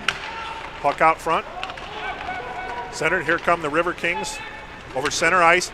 Dumped into the Cougar zone. Chasing after it is Austin Luxford. Far corner, Sara. Now behind the Cougars net. Scooped up. Knocked away by Olsen. Olsen over to Litmansky. And now the puck is dumped back into the Cougar zone behind the net. Gillis picks it up.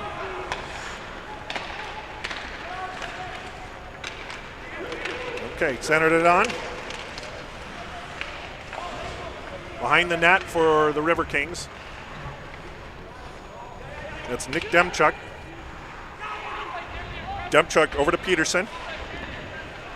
Peterson along the boards loses it. That's picked up by the Cougars' Nick Kropp. And out of the zone. And knocked back into the Riverkings zone. Picked up there by Dylan Heller. And he dumps it down, and this will be an icing call on the Riverkings with 10:07 to go in the second period. Get a little bit of an advantage there for the Cougars as they get a little bit of a tired line of the Riverkings having to be out here a little bit longer. As you saw, that was that glove grab one more time. But here you go. This is the chance maybe you get your top line out here now after you got some tired legs to try and get that goal back. And Nickerson won the draw. Shot. Nelson steered it high over the back of the net. Back to the point. Over to Zavane. Zavane shoots. Blocked out front and frozen by Nelson after a rebound shot attempt. Yeah, Beltrame had activated, jumped into the play for that goal opportunity. This is the icing here in just a second. You see, I mean, hits off of one. Oh, this is that glove save again. Yeah. But again, for Beltrame, not a bad opportunity, just couldn't get it past the pad.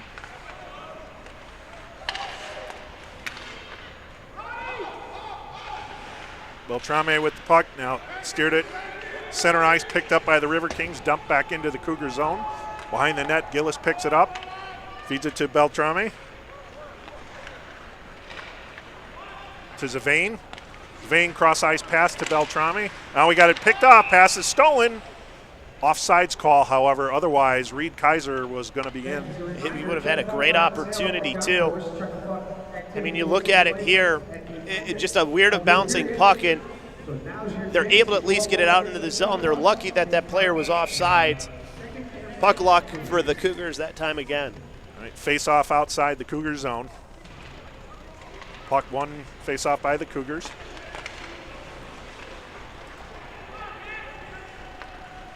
Palermo bringing the puck up ice, dumps it into the Riverkings zone behind the net in the corner.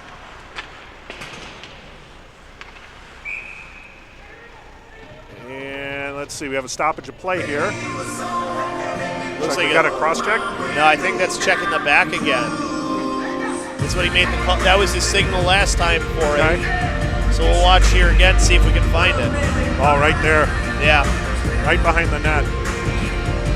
Jesper Gamondberg, the one to go in.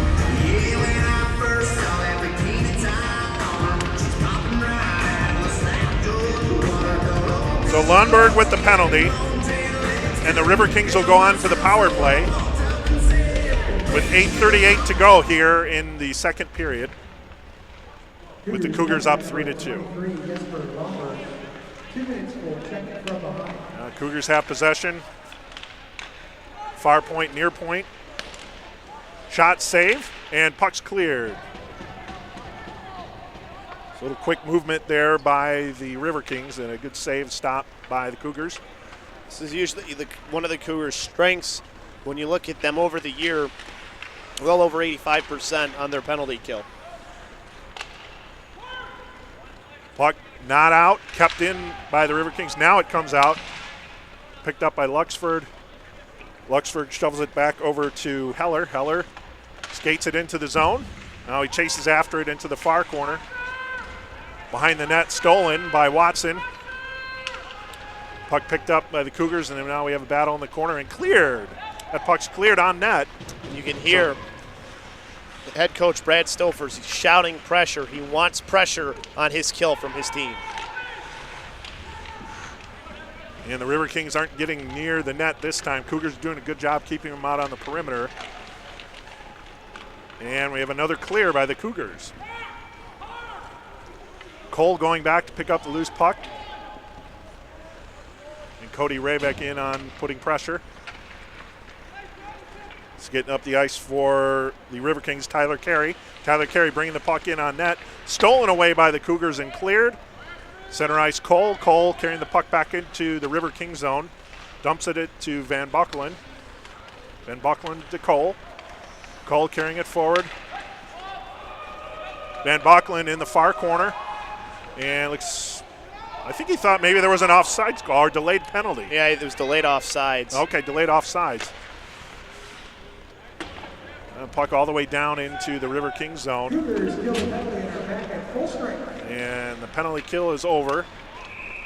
As you heard, the Cougars are back at full strength, and another offsides call it's a big for the Riverkings. It's another big offsides because if they get that onside, it's 2-0. Yeah, I think what they're doing here is they're missing some opportunities. You know, they're getting a little anxious. Because that was a huge stretch pass there that worked as they had two players behind. 6:28 to go. Face-off in the Riverkings zone. Nickerson to take the draw with Reed Kaiser.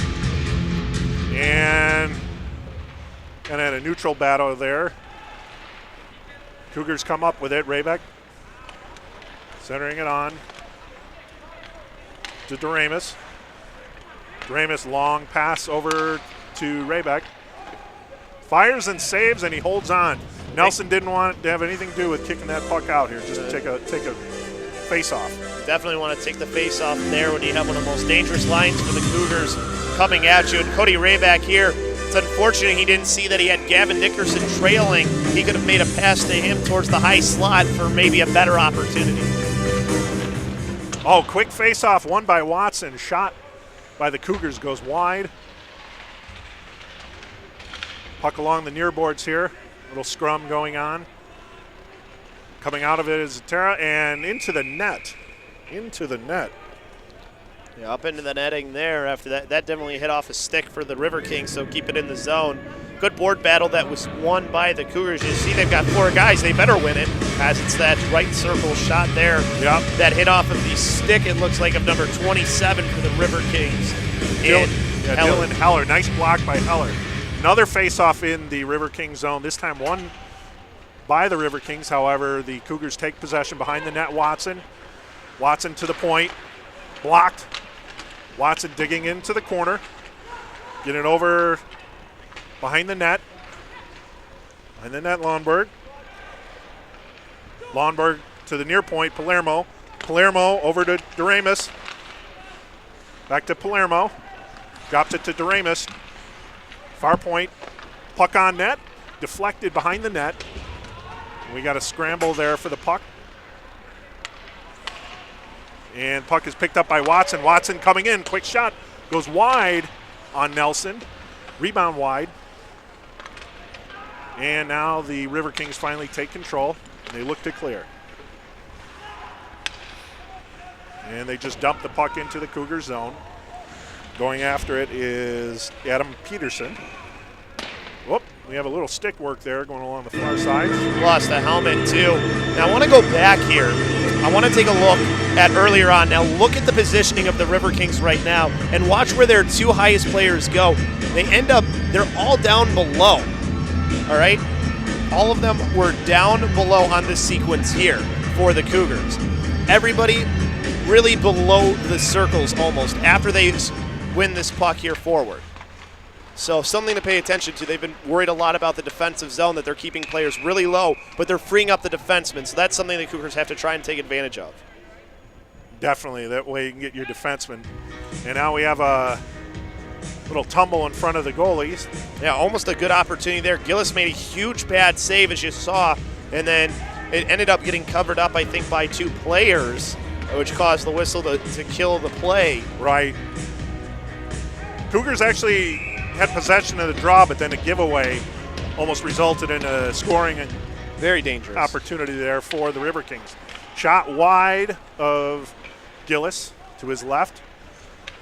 Behind the net, puck picked up by Kropp, and now looks like we have a penalty. I think we're going to have one against the Cougars for interference. 5 minutes and 9 seconds left to get those chuckle pucks.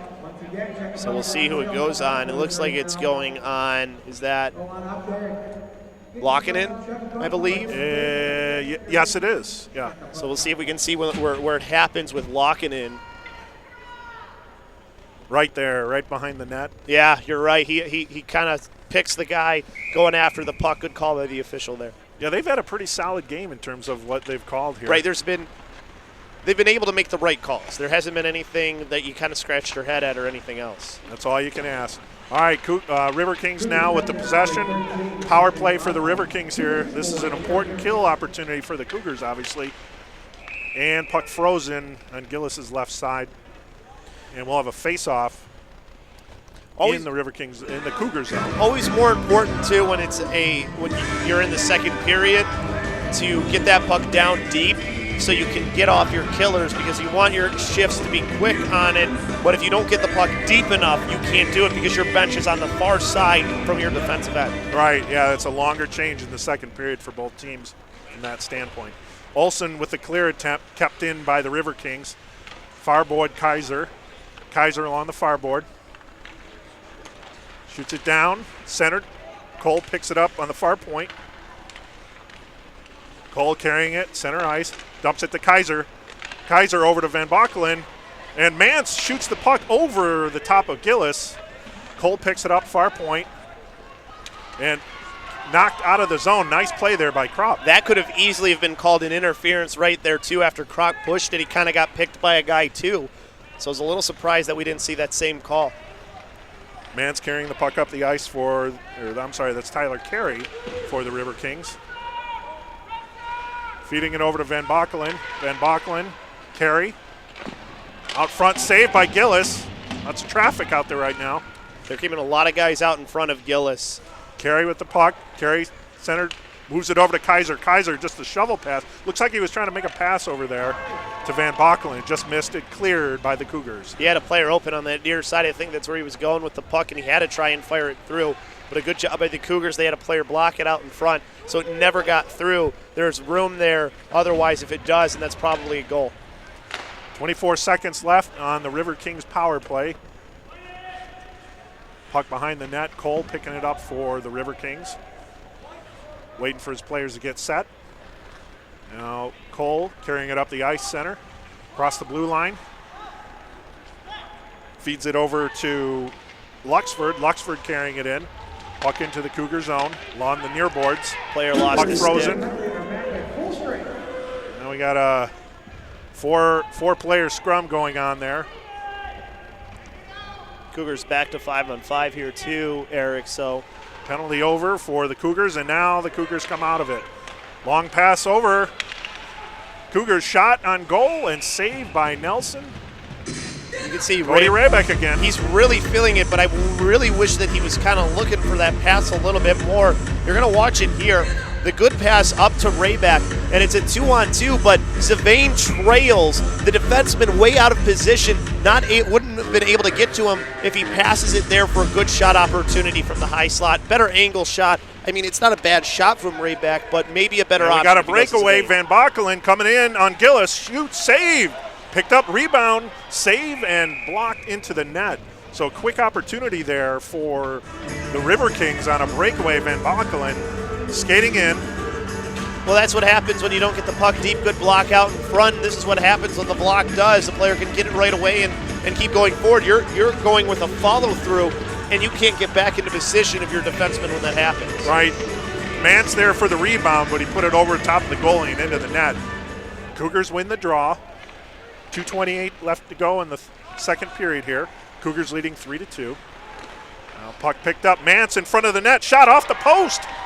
Rebound. Save by Gillis. And a puck knocked down with a high stick there. You'll take that, though. By the Cougars. You'll definitely take that. That's 3 huge saves by Gillis there in that sequence. I mean, a bad turnover causes this, though, by the Cougars on a backhander that's grabbed out of the air. There's the first, there's number 2, and then number 3, he cuts off the angle and gets that third save.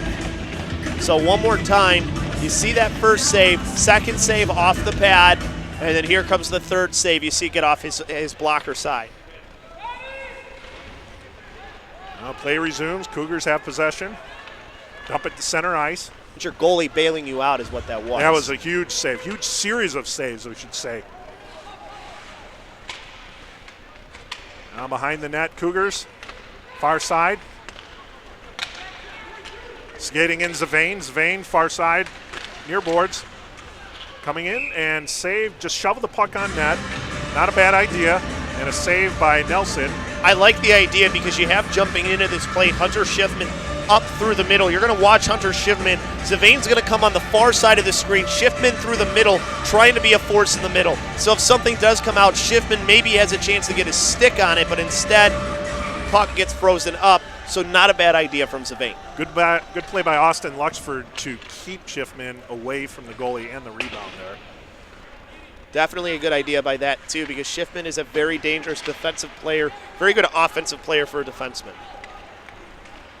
All right, Riverkings shot, and looks like that's going to go into the net here with 1:24 to go here in the second period. Again, Cougars up 3-2.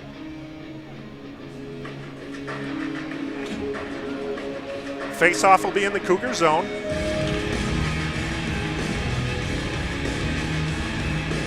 Face-off draw. Zatara taking the draw. Riverkings win the draw behind the net. Centered out front. And save, and let's see, we may have another penalty here.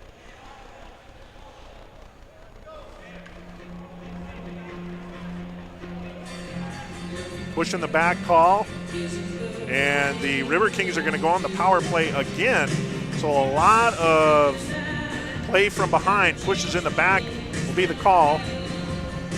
And Laukkonen going off in the box. So the Riverkings go to the power play here with 1:19 to go in the second period. So not what you want to see is a late period power play. Cougars have to kill this off. Call with the puck. Centers it wide. Puck cleared by the Cougar behind the net. Nelson leaves the puck behind the net. Picked up there by Luxford. Luxford moving it forward to Cole. Cole skating it in over center ice, brings it over the blue line. Rings it around far side. Tried to feed it to Kaiser. Kaiser not there, and the Cougars clear. Puck stopped by Nelson. Nelson feeds it over to Luxford again. Luxford skating up near side. Leaves it center ice to Cole. Cole passing it up to the Riverkings forward. That's Kaiser. Kaiser far boards. He centers it out. Cole skating to center. Over to Kaiser on the far side. Face-off dot skating in and cleared. Puck stolen away and cleared by the Cougars with a nice play by Longberg there. Puck behind the net, Cole. 26 seconds left in the period.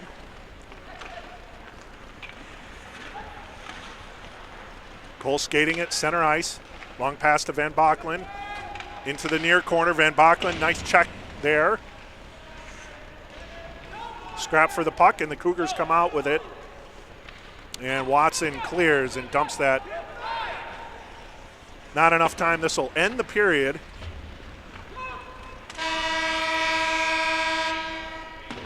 With 32 seconds left on the power play for the Riverkings. So at the end of the second period, the Cougars nursing a 3-2 lead here. And some exciting play. Obviously, the late power play for the Riverkings is something that the Cougars are going to have to look to pay attention to as they go into the dressing room here. And now let's get it over to Chris Labasco with our in-between periods interview. Chris? He's going to have an interview with Coach here. Coach coming up. All right, thanks, Eric. We're down here with head coach Brad Stoverson. Brad, the second period there, it's turnovers for you guys that I think has been the biggest story for their opportunities. Yeah, we got to take care of the puck, and we got to get back to the things we do. We got to play a little bit harder. You know, I think they pushed back pretty well there and played harder than us and wanted it more. So we got to come back and push back ourselves here in the third. Yeah, when you look at it, too, I mean, other than that, possession-wise and shots-wise, it's been you guys who've been dominating. They had more shots, I think, in that period than the first, but 14 total over 2 periods. It's pretty good. Yeah, pretty good defensive effort. Seems like we're doing just enough to kind of keep above them at all times. I'm ready to see our guys, compete hard and kind of put them away. That's what we need to do this next 20 is get back to our game. We're just kind of, it's human nature a little bit sometimes to do just enough to get away with it, right? So, we're out shooting them. Seems like we're controlling the pace of the game for the most part other than the penalty kills. we just got to put them away. We got to finish them. So. Right, penalties, it was only until the second period when that really came into play. One thing I noticed, they're really keeping a lot of guys down below the circles defensively, giving a lot of room to your defensemen. Is that something that has to be adjusted too, where your defensemen have to recognize they got a little more space up top and not to come in a lot, but take advantage of the space? Yeah, actually, you want to stay a little bit higher to give yourself even more, but it's communication. We got to work as 5-man units. If they're cheating a little bit down low, we can't play them 3-on-5. We got to use those points, use those defensemen, get them involved, spread them out defensively. That'll open up more space down low even. Once you work up out there, then those guys will start anticipating that. It'll open up more space down low. So we got to work all 5 guys and communication too, right? Like it's kind of a sleepy game here on a Sunday night. So sometimes our guys doesn't sound like they're necessarily into it at all times. So we got to make sure we're locked in here for 20 minutes. We got a game on our hands. Definitely is. One more period, and thanks, Coach. Back to you, Eric. All right, thanks, Chris. Chris Labasco with the interview there with Coach Brad Stolfers in between periods here for the second intermission. As we head into the break here on SportsTownChicago.com, the Chicago Cougars are leading 3-2 over the Wisconsin Rapids Riverkings here on SportsTownChicago.com.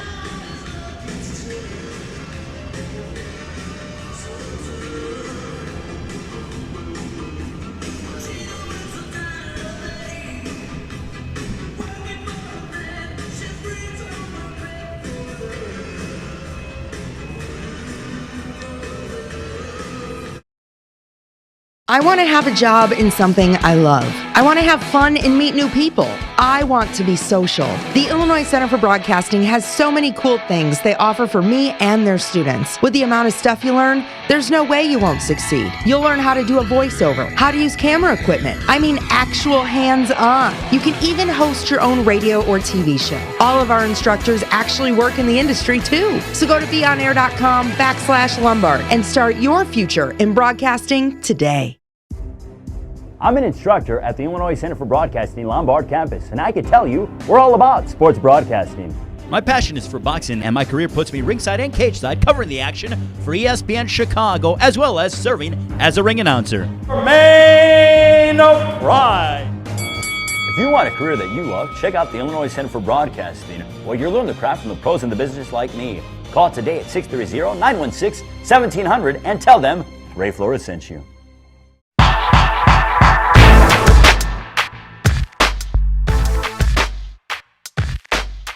Hey, I'm Damian Perrone, and I'm a video editor and motion graphic designer for PMMG Incorporated here in Chicago, and I'm an Illinois Center for Broadcasting graduate.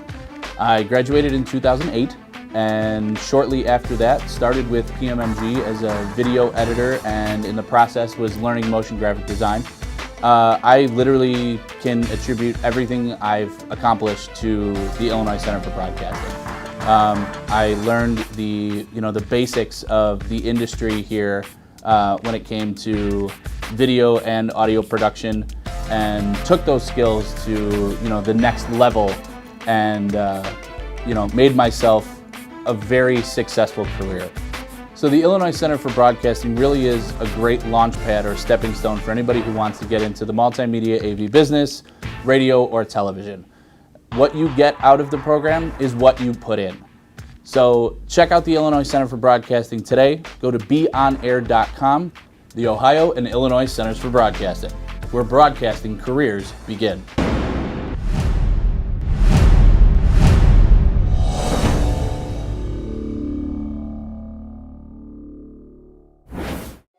If you have a passion for radio or TV like I do, then the Illinois Center for Broadcasting is the place to be for real-world training. We know how you want to learn, and we teach it to you that way, hands-on. What you'll learn are the technology and skills that you'll really use in the broadcasting industry. 3 out of 4 of our graduates are working in the industry, and financial aid is available for those who qualify. So if you want to work in broadcasting, the Illinois Center for Broadcasting is where broadcasting careers begin.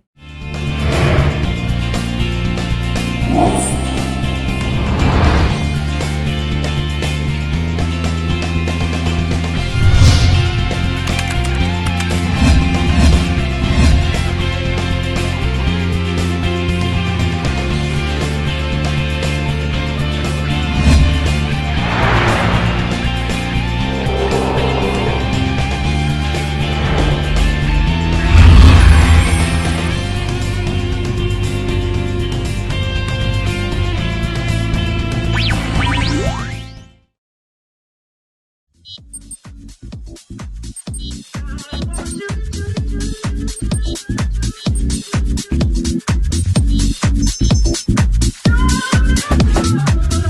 an on-air talent, and I went to the Illinois Center for Broadcasting. I'm a voiceover talent. I went to the Illinois Center for Broadcasting. I'm an on-air talent, and I went to the Illinois Center for Broadcasting. I'm a multimedia journalist, and I went to the Illinois Center for Broadcasting.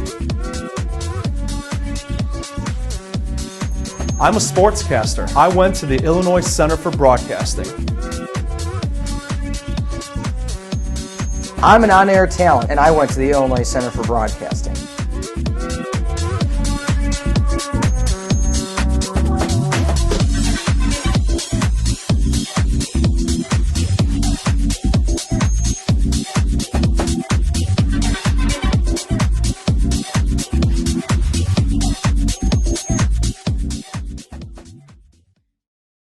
Hey, what's going on? It's Tilo from Tilo TV, and we're at the Illinois Center for Broadcasting here in Lombard, Illinois, and we're about to show you the campus. That's right. We're going to show you the staff. We're going to show you the radio, TV equipment, and we're about to show you as well how to start a career in broadcasting in 12 months. Let's go check it out. Let's go.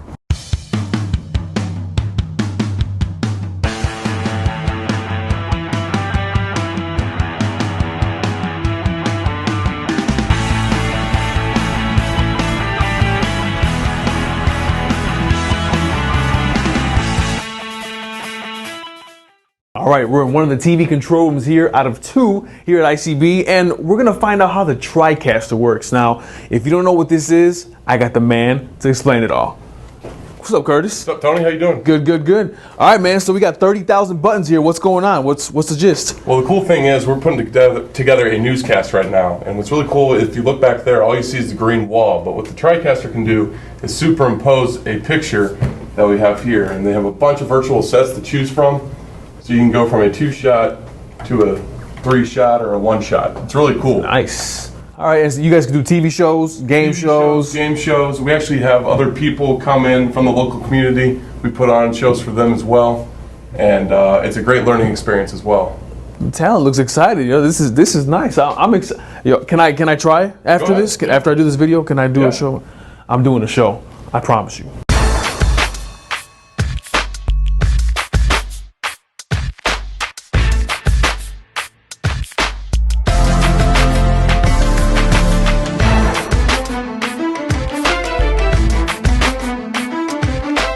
All right, now we're in one of the radio studios. It's the sports studio here in SportsTownChicago.com. We're gonna join one of the shows in progress with Steve Milhausen from Fight Club Chicago. Let's go check it out, come on. This is the Fight Club Chicago, right here on SportsTownChicago.com. I am Steve Milhausen. Call into the show, 630-403-5200. Email me at thefightclub2010@gmail.com. Here you can do a whole bunch of shows. You can do sports shows, basketball shows, all that type of stuff. And not only that, you can even broadcast games live, play-by-play, color commentary. You can do it all here on SportsTownChicago.com.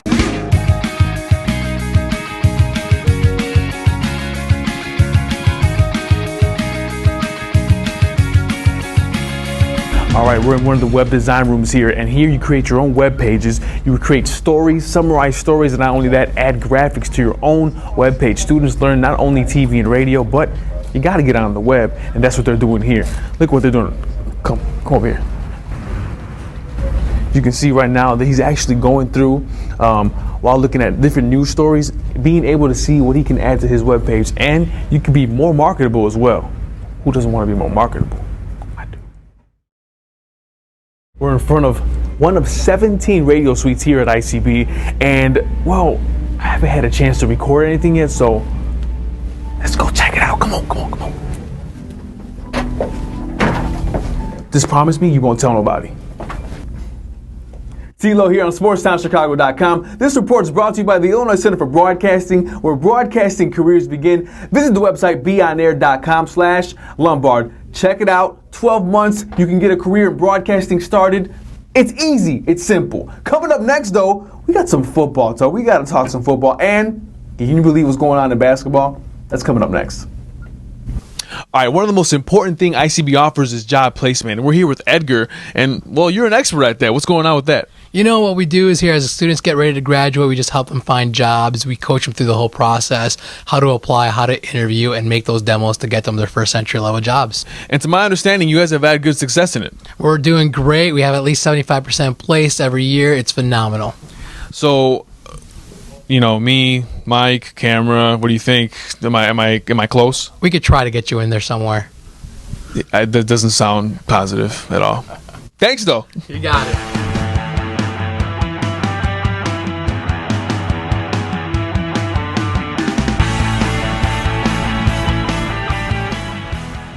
All right, we're here in one of the ICB editing suites. We're here, you're gonna learn how to work with industry standard editing programs such as Avid, Final Cut Pro, and you'll learn how to make music videos, newscasts, and you'll learn to edit like a pro, like these two guys right here.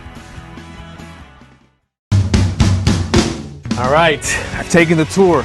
I've seen it all. If you're interested in a career in broadcasting, check it out again. 630-916-1700 is the number, or visit their website at beonair.com/Lombard. I'm out of here. I had fun.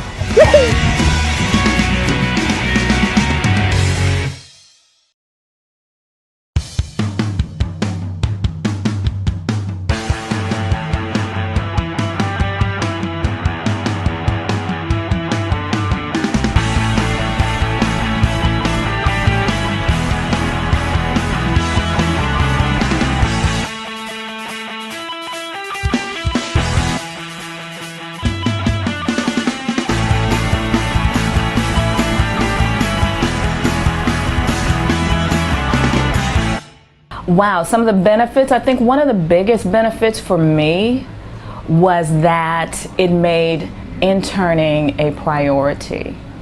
That was really a benefit because actually it was my internship that turned into an opportunity for a position, and the hands-on, that was a big benefit because, you know, even though we did some theory, we were in the classrooms, but a lot of our learning was hands-on. We were in the studios, and, you know, it wasn't just theory that I was learning. I didn't just go out and say, I've learned this, but I had actually done a lot of things that I had needed to do in my position. So that was a big benefit for me. Look at my life. I graduated OCB in 2003 as an intern with the Cleveland Indians, and I worked my way up through sports broadcasting and made it to the Torino Olympics in 2006. So, you know, one of the big things about the economy is jobs. And what do you here on SportsTownChicago.com. Chris Labosco here alongside me, Eric Willowhite. It is currently a 3-2 lead for the Chicago Cougars here in this third period as we get ready for this final one. And when you look at it, Eric, good conversation before the third period started with head coach Brad Stofers. Doesn't like the intensity from his team here early on. Yeah, and again, you know, you can't allude to the fact it is the third game in 3 nights, but it's the same thing for the Riverkings. So it's something to where they're going to have to find that extra level of intensity or energy because they're playing a higher caliber opponent. Let's face it, this isn't the Ileana Blackbirds, right? You know, no disrespect to them, but the talent level that you're facing with the Riverkings tonight is much different, and so you're going to have to raise that level of play to make sure that you come out on top at the end of this game. Not only that, you want to catch those Dells Ducks, the number one team. It's a spot that the Cougars had for a good part of the season when they started off undefeated until they lost to the Dells Ducks. That's when they lost their first place spot. So something you want to try and get back. You win tonight, you're a point behind them only, and you do have one more game with the Ducks. Which is good. So the Ducks, again, they won again today. All right, so here we're going to look at the River King shot. This was the second goal. Second goal. Yeah, that when you look at it there, it looks like he was screened a little bit by Matt Olson. Right. And then just kind of beat him on that near side. Yeah, is it between his stick and his side? Yeah, it looks like you're right. Like it might have even right been off of his stick and in too. So tough goal for Dylan Gillis to give up there. I don't think you can really put that one on him. No. I mean, obviously he wishes he had it back. Maybe his positioning, if it's a little bit better, a little bit more out in front because that's the only guy who's a threat. He didn't have to worry about anybody else. Exactly. So obviously, keep away from the turnovers. That was one thing that you talked about with Coach Stope between period, is limiting some of those turnovers, making sure you're positionally sound going into the third period here. Yep, third period just about to get underway. Teams have switched sides one more time. Right to left will go the Cougars. Left to right will be the Riverkings, as they will win the faceoff due to the Rapids Riverkings. This one comes over to the near side on Tyler Carey's stick as he dumps it in behind the net. Hunter Shipman sending it up along the far side, out and down, as they still have a little bit of penalty time that is carried over here. So there's about not a whole lot of time left on it, about 10 seconds left. As this pass goes through the middle, up to a player for the Riverkings in Carey, as Carey sends the puck up top of the left circles. It goes to the left wing half boards to Kaiser. As Kaiser trying to keep it for his team, back to 5-on-5 hockey. Puck goes wide of the net and in behind. Good stick, tied it up, freed the puck up. As a player on, they didn't see he was behind, was Lomberg, but he has it top of the left circle, sends a shot in, and it's grabbed, and then Lomberg delivered a hit to a guy as the whistle went. Yeah, he might be going to the box here. Sam Nelson with that glove save, by the way, as we watch the replay.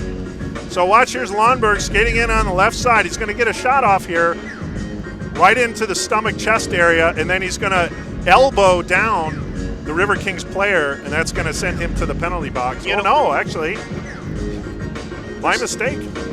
Penalties on Carey. Yeah, Tyler Carey is the one who goes to the box. Now, was he the one that Lomberg checked? Yeah, I'm not sure. I'm not sure. But Lomberg not in the box. I thought for sure he was getting the penalty there, but obviously that's not the case. Maybe something happened that caused Lomberg to deliver that hit to, but normally the guy who retaliates goes in. So power play opportunity for the Cougars. Out of all of it is what comes. Well, this is a big power play for the Cougars. You're only up by one goal here. As this one up at the point with his Doremus, goes top of the right circle for Rayback. Down low over to Nickerson. Nickerson back to Rayback. Up to the near side now. Doremus up at the left wing half boards. Try to send it in front for Zatera. As this one holding it is switching places is Nickerson and Palermo. Try to go to the bottom of the right circle for Zatera. As Zatera has it back on it, Zavane. As this one goes up to the right point. As there's a shot from Palermo, hits off of a pad and comes back out right circle. Trying to send it in front. Left point to Remus. Doremus holding on, towing the line. Pulls it up and passes it to Zavane, top of the left circle. Back up to the point. Rebound opportunity. Nickerson couldn't stuff it in as the pad got over in time by the goalkeeper and Nelson for left wing circle with 18:28 left to go in the third, minute 15 on the power play. That was a huge stop by Nelson where that puck was. You're going to see here the shot coming in. Zavane feeds it to the top. Save, and then the long outstretched right pad for Nelson, and then knocked the net off its mooring there. Big save. And Nickerson didn't quite get to it right away either. Palermo towing the point, passes it over to Zatero, carries up, pulls it into the height slot, top of the right circle, tried to feed it for Nickerson on the near side. Net came off the boring again, so we'll do this face-off all over in the left circle. Now with 18:16 left to go, and in about a minute and 3 left on the power play. Well, Zavane really generating a lot of chances here. He's someone that, look, you see two Riverkings players going for him there. Tried to feed it to the left side, right side of Nelson. Left wing circle face-off, this time one to Cole for the Riverkings. Can't clear it out as it's held in at the left point by Palermo. Back down the left wing half boards to Nickerson as he will now go up high. Passes it to the right point to Remus. Cross ice to Palermo in the left circle. Tried to feed it in towards the slot, but it bounced off of a player. Whiffing on it was the Riverkings player in Kaiser, but he's able to clear it out over towards Van Bockelen as he has it now in the zone. Dropped it off for the player in front as there's a shot blocker save made by Gillis as he redirects it into the far half boards as the Cougars pick it back up. 34 seconds left on the power play opportunity. Pass off along the left wing over to Zavane. Zavane trying to cut in, comes back around with a wraparound opportunity, and covering it up for the faceoff is the goalkeeper in Nelson. Good idea by Zavane going around the net and trying to do the wraparound play with Nickerson closing in on the rebound. You'll see here Zavane, I think this is from the previous play, shot wide of the net, but he's generating chances. Anytime Zavane has the puck, the Riverkings are paying attention to that, and that's freeing up the ice for some of the other players. Lots of time and space. Just over 17 minutes left to go here as this one along the left wing half boards controlled by the Cougars for the last 15 seconds of the power play. Schiffman up to Olsen for a shot, rebound opportunity, and that one deflected up into the left wing corner. Back up to the left point, they go to Schiffman, toes the line at the point, sends a shot, hits off a player, bouncing away off of a hand in the left circle. Is that puck free and finally onto the stick of number 7 and Cole. Cole along the left wing. We're back to 5-on-5 hockey as he sends a pass in forward. Gillis directed away with his stick. Bounced right onto the stick of number 19, Esty, as he sends his shot over the glass. Back into the far half boards. Bouncing puck finally controlled by Schiffman for the Cougars as he almost turns it over, and he does. Into the slot. Shot over the net from number 16 and Sarah. That goes into the left wing half boards, and now it's taken back by the Cougars, Mike Watson. Watson dumping it in after he crosses center line. A hit there, no call. So it goes in behind the net. Riverkings are coming here. They've been putting on the pressure here the last few seconds. Luxford along the right wing, into the right circle, center to pass, but it hit off a skate. Bounces up to the left point where it's held in by Heller as he turns it over. Cougars back with it. Nick Kropp on his stick as he brings it in along the left wing. Onside play, Kropp in, shoots, and the save made with the pad by the goalkeeper in number 29, Nelson. Back along the right wing half boards. Bouncing back to the right wing corner as the Riverkings try and take back control. Kropp with it on his stick, back up to the right point for Palermo's shot as that one got through traffic. Right circle, Kropp with another shot, and then the whistle goes as the puck's finally covered. A little extracurriculars after 16:06 left here in the third period, still 3-2. All right, here's a shot coming from the point here. Lots of traffic in front of Nelson. Nelson's been standing on top of his head. Riverkings, or the Cougars right now, 33 shots on goal. Only 3 have gone in, and you really couldn't fault Nelson for any of the goals that have been scored. Not at all. He's made some big saves for his team, too, especially on that last power play where the Cougars played well on it. They've only had one shot here, by the way, for the Riverkings on net, and it was a big save by Dylan Gillis on the other end as the Riverkings with control of the puck here send it cross ice to the near side diagonally as it bounces right to the Cougars' Willie Doremus. Doremus behind his net, drops it off there for Palermo. Palermo through the middle, hits off of Nickerson's skate, gives it right back off to Cody Rayback. Rayback along the right wing, onside, sends the shot in low, and it's save made and covered up by the goalkeeper in Nelson. As we've got 2 players, one of the players of the Cougars in a headlock by one of the players on the Riverkings, and he's going to go to the box too, is Chris Esty. And I didn't see who he ended up having in that headlock. It's a player who's down. Yeah, for the he Cougars. looks down. I think he might have got poked in the eye or something, but he seemed to grab his face towards the end of the play here. I don't know if it's the vein. He seems to be the late man in. All right. Well, Zavane's on the other side. Rayback's going around. It's Palermo. Palermo, right there. Okay. So it's another power play for the Cougars. They can take advantage of this one. They're going to have a lead, as talking with the official right now is Tyler Carey. And I think one of the captains for the Cougars over there as well. And it looks like Esty seems to be in a little bit of a distress too in the penalty box, although he shook off needing a trainer. So Matt Olson was the one who was out there talking, one of the captains for this Cougars team. As now the coaching staff for the Riverkings talking, I think that might be Marty Quarters talking with the officials. Either way, power play opportunity, Cougars here with 15:38 left to go in this third period, 3-2 Cougar lead. As this one up to the point for Hunter Schiffman. Now he goes over to Olsen, right wing half boards. Second unit, the one out here right now as Olsen sends the shot. Is that one the save made through traffic by the goalkeeper in Nelson. Back to the left wing half boards. Cougars still control, faking the shot with Schiffman. Gives it off for Lomberg's shot as it hits off a leg and comes to the near side as it's wristed down slowly by Albitz. Lomberg providing some good traffic there in front of the net. Just didn't go in, but he was providing a good screen for the goalie, to the goalie. Yeah, streaking up through the middle, passing it off to Lomberg along that left wing inside the zone as he takes it in around the behind the net. Right wing half boards now, back down low, back up to the right point. Back to Olsen, sends it over to the right circle. Backhanded pass by Lomberg for the shot from the point. Rebound opportunity in the glove, save made by Nelson. First shot was from Zatera, second shot from Lomberg. 14:49 left to go here. Minute 10 left on the power play, still 3-2 Cougars. Oh, watch towards the end of this replay here. You're going to see a little styling by Nelson with the glove save after the rebound attempt.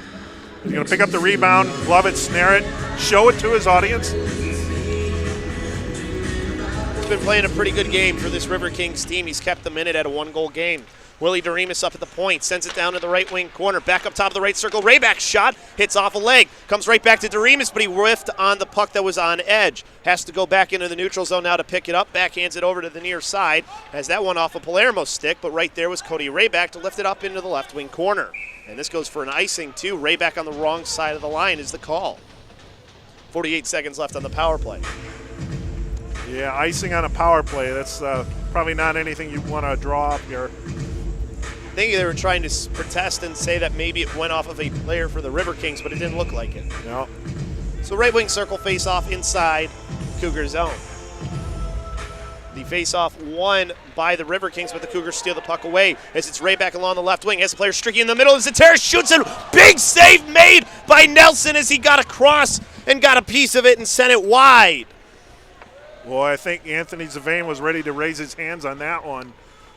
It was highway robbery there by Nelson. He just continues to apply the vice to the Cougars right here. As this one in off the end boards, Riverkings can't get it out. Up at the right point, control. Shot there that hits off the glass, goes in behind onto the stick of Zavain. Zavain into the left circle, shoots and scores! Top shelf in the top right corner. Makes it 4-2 Cougars with 13:47 left to go here in this third period. It's a power play goal. And Chris, I don't know if the Riverhawks thought the puck was going to go off the net there, and then they kind of relaxed, but it goes off the glass. Zavain picks it up here in the corner. He's going to come out of it with the corner, circle around, and just fire a wrister over the glove side. Just a quick shot. Nelson, a little maybe too deep into his net there. It was a tough angle shot, but maybe it was a little too deep in the net. And the way Anthony Zavain's shooting. Nice placement by Zavain, right. Too. So Zavain on the unassisted goal as this one comes over along the near side. Cougars now with a 2-goal lead here in this third period, but there's still a lot of time left as we've just ticked under the 13:26 mark.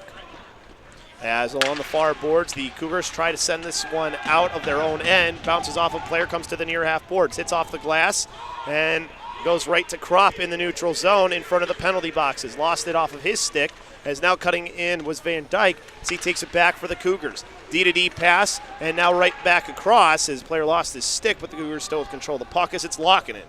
Gives it off for Beltrame, and Beltrame, that puck a little bit on edge, gets it over to Lockinen. Lockinen up ahead to Kropp, who can't get it out of the zone as there's a shot from the right point by Cole, as the Cougars are able to get this one out, but this is going to go maybe for an icing, and it is, so bring this one down back into the Cougar zone with 12:44 left to go in the third period, but they've extended their lead to 4-2 Cougars. All right, so we might be getting another look. Yeah, here's another look at the goal. Look at Zavain coming out of the corner. Now watch, he's got the corner covered, Nelson. He's got the near post covered, but Zavain just finds that top corner. So maybe he could come out a little bit more, but he was protecting the near side.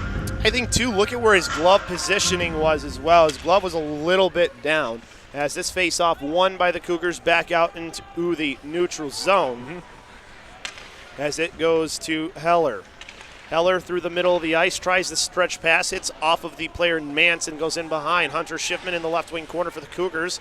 Gets the puck back for his team. Back along the far boards as through the middle of the ice, pass over to Lomberg. Lomberg brought it into the zone, and now it gets off to Mike Watson as he sends a shot, and he just missed that top right corner trying to get the same goal Zavain had as it was open again. As Watson fighting through a check, has it on his stick in that right wing corner. Gives it off to Zatara. Zatara backhanding it up towards the point, but it's cutting in front and stealing it away with Van Bockelen as he gets taken out along the far boards, and that frees the puck up for the Cougars to Watson. Watson to Lomberg, offside. You know, the Cougars have done a great job of boxing in Van Bockelen most of this game. He is their leading scorer, but you haven't heard much from him. You haven't heard much from Reed Kaiser. So obviously having the two top lines out there or the Watson line out there against them has really shut them down. Then they have to play defense instead of offense. Right. Face off from the near dot one by the Cougars by Nickerson. Gives it off to Doremus, who gives it off to his defensive partner in Palermo, who dumps it in. Cougars chase it as that one goes into the near half boards. Comes free into the left, circles. The Riverkings take it back now in behind their own net as it's number 7, who made the pass off to the far side over to Esty. As the Cougars, it's turned over. There's a shot from Zatero, and able to get a piece of it and hold on to it was Nelson for the left wing circle face-off with 11:27 left to go. Oh, Anthony Zavane again. Nice pass, too, there from that right wing half-boards to him. It looks like he was trying to go to the same spot. Only that time Nelson got the glove and the stick on it. So face-off was in the left circle, won by the Cougars, sent back out by the Riverkings. As this one back into the left wing corner, Cougars with control. As through and turning around will be Palermo as he takes it behind his own net. Sends it off the far boards as this one hits off in front of the Cougars bench, bounces off and goes right back to the Riverkings. Cole along the right wing, passing it through the middle onto the stick of for a shot, and Gillis with the save on the shot from Carries. There's another opportunity. Gillis with the glove save, and then he's able to kick it away with the stick as it's sent back in behind the net. Cougars back with control as it's Peters. Peters to the near side, gives it off to Trapp. Will at least get it to neutral ice, or it's back in by the Riverkings, where Lockinen will send the pass to the far side. Pass through the middle, just out of the reach, as this one dumped in and should be an icing. No icing is the call, actually, as there's a player who ends up getting tripped up. No call, as this one on the stick of Brennan Peters. As Peters trying to hold it there, as he's got a teammate on either side, as it comes free in that right wing corner. As Letmansky will free it up, bottom of the right circle, lost it off his stick. Starting back up along the left wing are the Riverkings. Good defense from Lockinen as that one gets in, and Gillis able to keep it out. There's a good opportunity. Trying to hold it there was Lockinen, as he's able to free it up now to Letmansky. Letmansky along the near side. Lost it off his stick, can't get it out of the zone. Riverkings can keep the pressure on. Left wing corner, the puck came free. Out in front, Gillis able to get the left pad on it as it comes back to Letmansky. Letmansky tried to backhand it out of the zone, but again, being held in here. Well, actually, I think they said it was out as the Riverkings go for some changes. Bounces off of one player, bounces right onto the stick of Gavin Nickerson. Nickerson around one in the right wing. Pulls it in for a pass to Letmansky as he takes a shot. Puck free in the slot as it goes into the left wing corner. Still controlled by the Cougars as that one hit off of a skate of a Riverkings player and bounces into the neutral zone. Pass to Matt Olson, and he turns it over to Peterson. Peterson behind the back pass, picked off by the Cougars, trying to catch the Kings and Riverkings in a change. As Zavane centered the pass, but he centered it for a Riverkings player who just clears this one out. This actually, I think, might go for icing. I think he waved it off. And they did wave it off. Yeah. So Riverkings will be able to make a change here. They had some tired legs on the ice. Olsen with the puck. 9:02 left to go in this third period. 4-2 Cougars with the lead as it's dumped in behind the net where it's picked up by the Riverkings in Radzewski as he lost it there. As this one bounces off those far half boards as they skate out. Radzewski with it still as he dumps this one down in behind the net where Gavin Nickerson will pick it up in the left wing corner, then send it back down low for Willie Doremus. Doremus behind his own net, letting his team set up here. Comes out along the far side, passes it to the near side to Rayback. Rayback up ahead to Mike Watson. Watson dropping it off for Zavane. Zavane high slot shot, and that one hits up into the glass as he slapped that one in. As this comes to the Willie Doremus at the left point. Back down towards the right wing corner.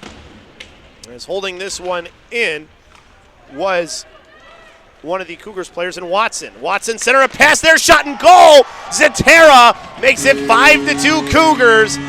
Good work along the boards by the captain as he feeds it into the slot for a wide open Zatera.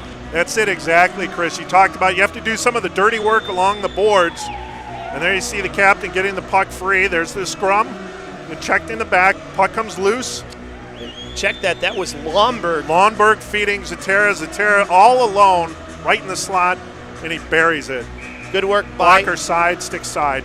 Good work by Lomberg as he will definitely get the assist on that one as he fed that beautiful pass into the slot. As now Mike Watson has the puck on his stick into the right circle as he sends a shot and the save made by the goalkeeper in Nelson.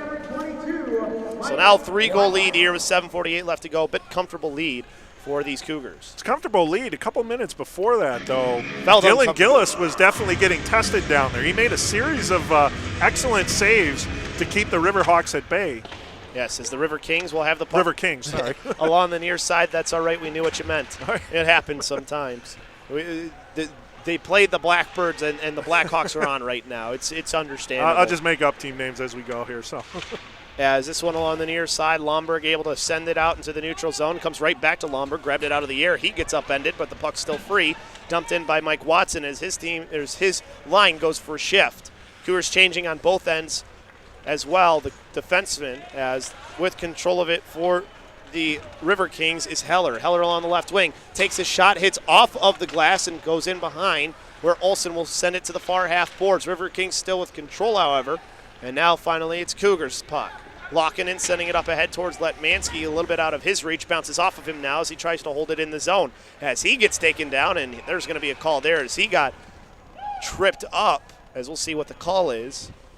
As 6:53 left to go here in this, I think it's called a hold. Yeah. Either way, 6:53 left in the third, 5-2 Cougars. As you see there, Letmansky getting taken out, and that's where the call happens. So holding call. So Nick Demchuk going to the box for the Riverkings. And the Cougars will go back to the power play. Shots on goal so far, 40-20 in favor of the Cougars.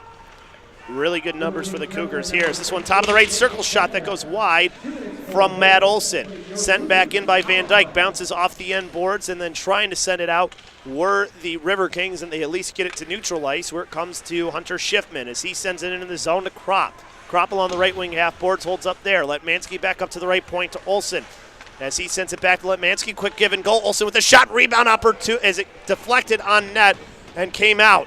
Good save on the pad there as it goes back up to the point for another shot. This time deflects wide of the net into the right wing corner. Big deflection save, though, by Nelson on that early chance. He kind of lost it after that, but he was able to quickly regroup. As Schiffman, a shot from the point, almost got a player in the face, comes back up to Schiffman at the left point. Down near the top of the right circle was Olsen. Back to Schiffman there. They will switch places as now Schiffman, top of the right circle, sends the shot in, hit off the side, backside it looked like of the player there in Chris Esty, and allows for his team to clear it out here as we've got 56 seconds left on the power play opportunity. 5-2 Cougars with 6:50 left to go. Good play by the Cougars there. Even though it didn't generate a goal, shifting up the positioning is always a way to loosen up the defense on a power play. As this one poked and just held in by the Cougars, as sending it in behind was Nickerson.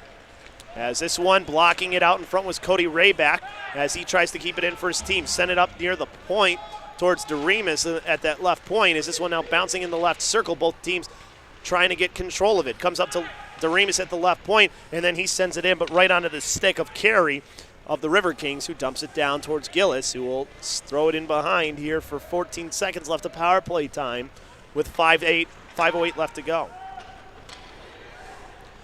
Chase into the right wing corner. Gavin Nickerson there along with Zavane, and now goes up to the right point to Palermo. Palermo back down along the boards to the right wing corner as the penalty over for the Riverkings. As there's a quick shot, and that one hit a player out in front on Nickerson's one-timer. Otherwise, that would have maybe been a goal. Yeah, he fired off that shot. That was a nice block by Austin Luxford there. And then we're going to have a call against the Cougars here as Alex Sara got taken down. Let's see who goes into the box for the Cougars. 4:38 left to go. 5-2 Cougars lead on the Riverkings. So it's Cody Rayback who goes. Cody Rayback in the box. Probably upset because he can't score from the box.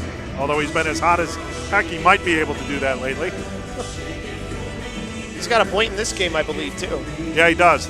He's got the goal, and his line has been playing well, too, with Zavane and also Gavin Nickerson. Between puck possession, scoring opportunities, that line just continues to impress. Austin Luxford talking with the officials right now, and then also out there is Mike Watson. I'm not sure what the talks are about. See if we can catch maybe where that penalty happened there at the end. We do have a player going into the box on the other end, too. It was Sara who was the one who got taken down. We should have a good look of it here on our wide shot here. As you saw, it was Sara who gets it. I think he's right there catching him with the stick was Rayback. Actually, I don't think he touched him at all. Well, it's not embellishment because he's not in the box. Now Heller is for the Riverkings, so be interesting to hear the call. But yeah, watching that again, I don't think Rayback touched him, did he? All right. And there's where that is, a slash.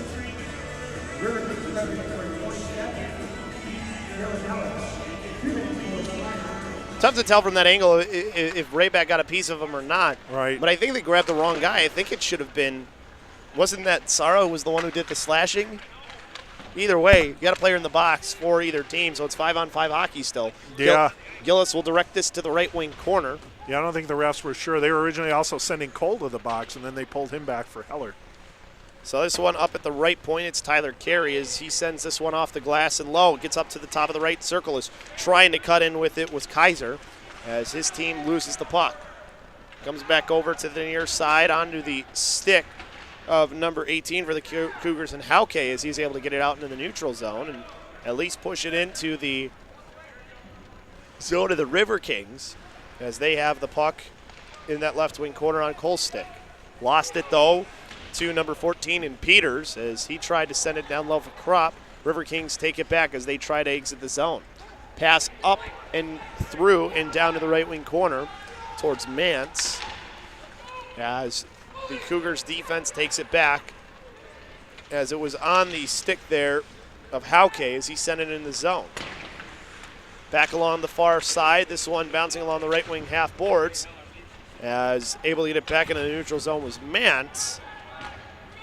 As this goes back to Olsen. Olsen over to Lomberg will direct this one into the zone where it will go to the right wing half boards. Right wing corner, player there on either side as it comes free back to the Riverkings. Bouncing puck, taken back by the Cougars as it's on to the stick of Zatera as he takes a sharp angle shot, blocker save made by, and then another quick shot this time from Olsen from the left point as this gets to the right point now.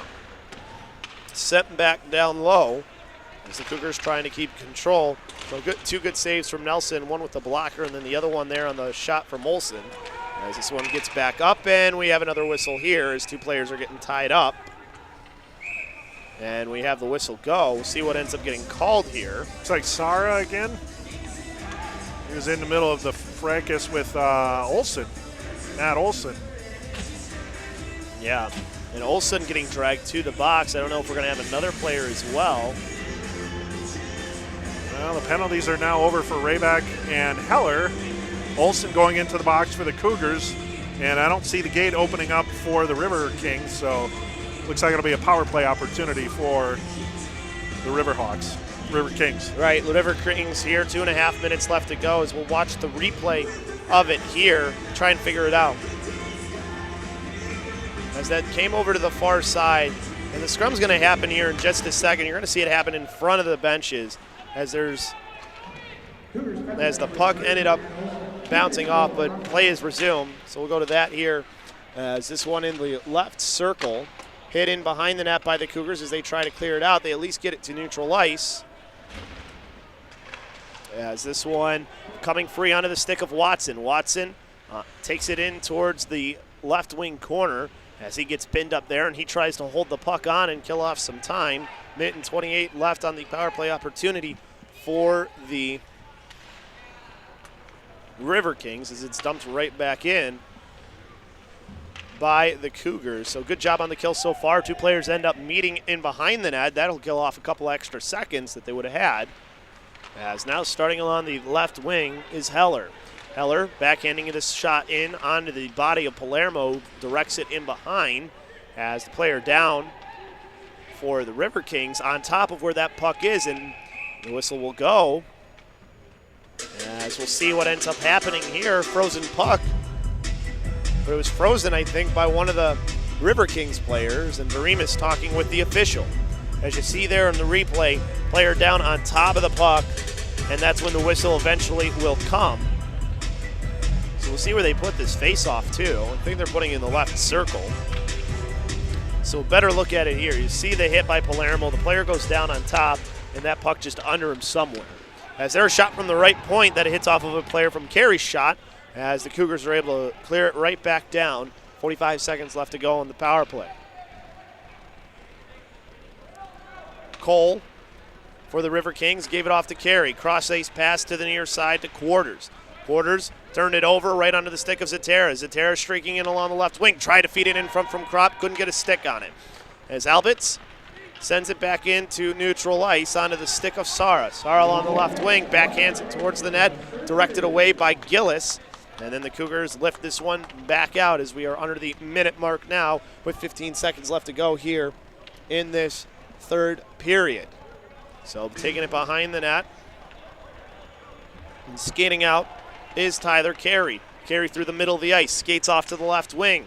Around one player, sends it off the boards in behind the net where Lockinen is as he gets checked as two players go down into each other.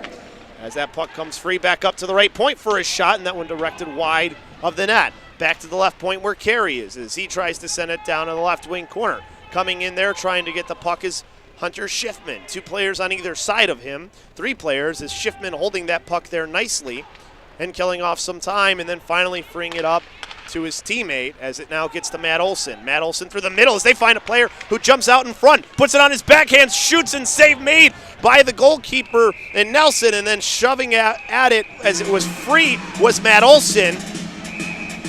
And now we got some extras going on in front of the net. Good saves by Sam Nelson. 1 second exactly left in the game as we are back to 5-on-5 hockey too, as they try to sort this all out, as there's a player in Matt Olson who's down on the ice, who is the player who's trying to stuff that puck in near the end, getting a little bit of help there from Jesper Lomberg, who's got his helmet for him. As we'll see what ends up happening here because of it. I mean, 1 second left in the game. I wonder if what ends up happening is some words exchanged there towards the end. I don't know if they're going to put players in the box or not. There's 1 second left, but I guess they are. As going into the box was Tyler Carey. This is really more a formality more than anything, as this is, I mean, there's no time left in the game. So you got the two guys in there in the box as the Cougars putting out a line really fast. As they put out, as time runs out after the faceoff, and now you've got two players tied up with each other. As one of the players was Brennan Peters and a couple of others. As he's getting dragged away is Peters. And Peters going back towards his bench and his players as this one is over. Cougars win it 5-2. So a good game for the Cougars as they now salute their home fans. So 5-2 ends up being the win. A little weird how it ended there for the Cougars. When we'll watch it here, there's the shot from Zatara on that last goal that gave them that nice cushion to get the win on the one-timer from Jesper Lomberg. So the 3 stars about to be announced now. We'll step aside for that. First star with 2 assists, number 4, Willie Doremus. Willie Doremus, the 3rd star.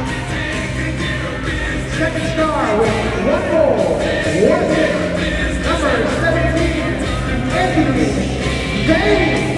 Anthony Spain named your 2nd star. And our first star with 2 goals and 1 assist, number 24, Cody Rayback. And Rayback, the number 1 star named. So we'll see who, I think it's Cody Rayback that Eric Willowite has with him. So as we get ready here for him to go down there in just a second, the number 1 star, 2 goals and 1 assist, was Cody Rayback. We will now go down to ice level with Eric with Cody. Thank you, Chris. Chris, I'm with Cody Rayback, who was our #1 star of the game for tonight. Cody, talk us through the game tonight. It was a tough game. You were playing a tougher opponent than you have been the last 2 games, but you guys were able to come out on top. What was the key? It was a hard-fought game. We came out banging bodies and putting shots on net. We snuck a few in and got the win here.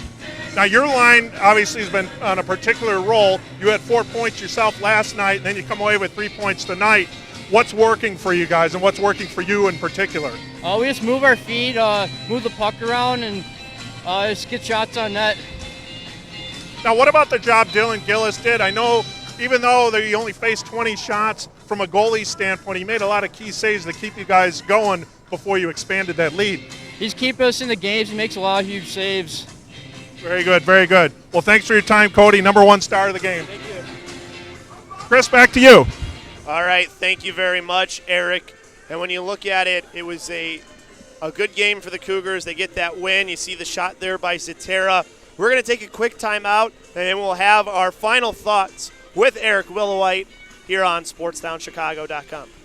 What's up? It's Jonathan Hood from Chicago's Game Night. You've heard me talk about the Illinois Center for Broadcasting in Lombard, but what do the students think? My name is John Stevens. I am a promotion coordinator at ESPN. Everybody was helpful. Everyone cared. All the teachers at ICB were really there and passionate about their job and sharing their idea and their dream with you so you could achieve your goal. At ICB in Lombard, you learn the tools that will help you get that first job in the business. Dozens of industry pros teach you how to be on air, produce shows behind the scenes, work digital equipment, and design web pages. And it works around your time. It's very flexible, and they work with you at every hour and any day they possibly can. Plus internships, career placement assistance, and a commitment to your success. I'm living the dream, and I suggest that everyone who has a passion for radio or television or web design, ICB is definitely a place for them to go. Go to beonair.com/Chicago Sports to get started. That's beonair.com/Chicago Sports. Just being part of the ESPN team is special, and it's all because of ICB.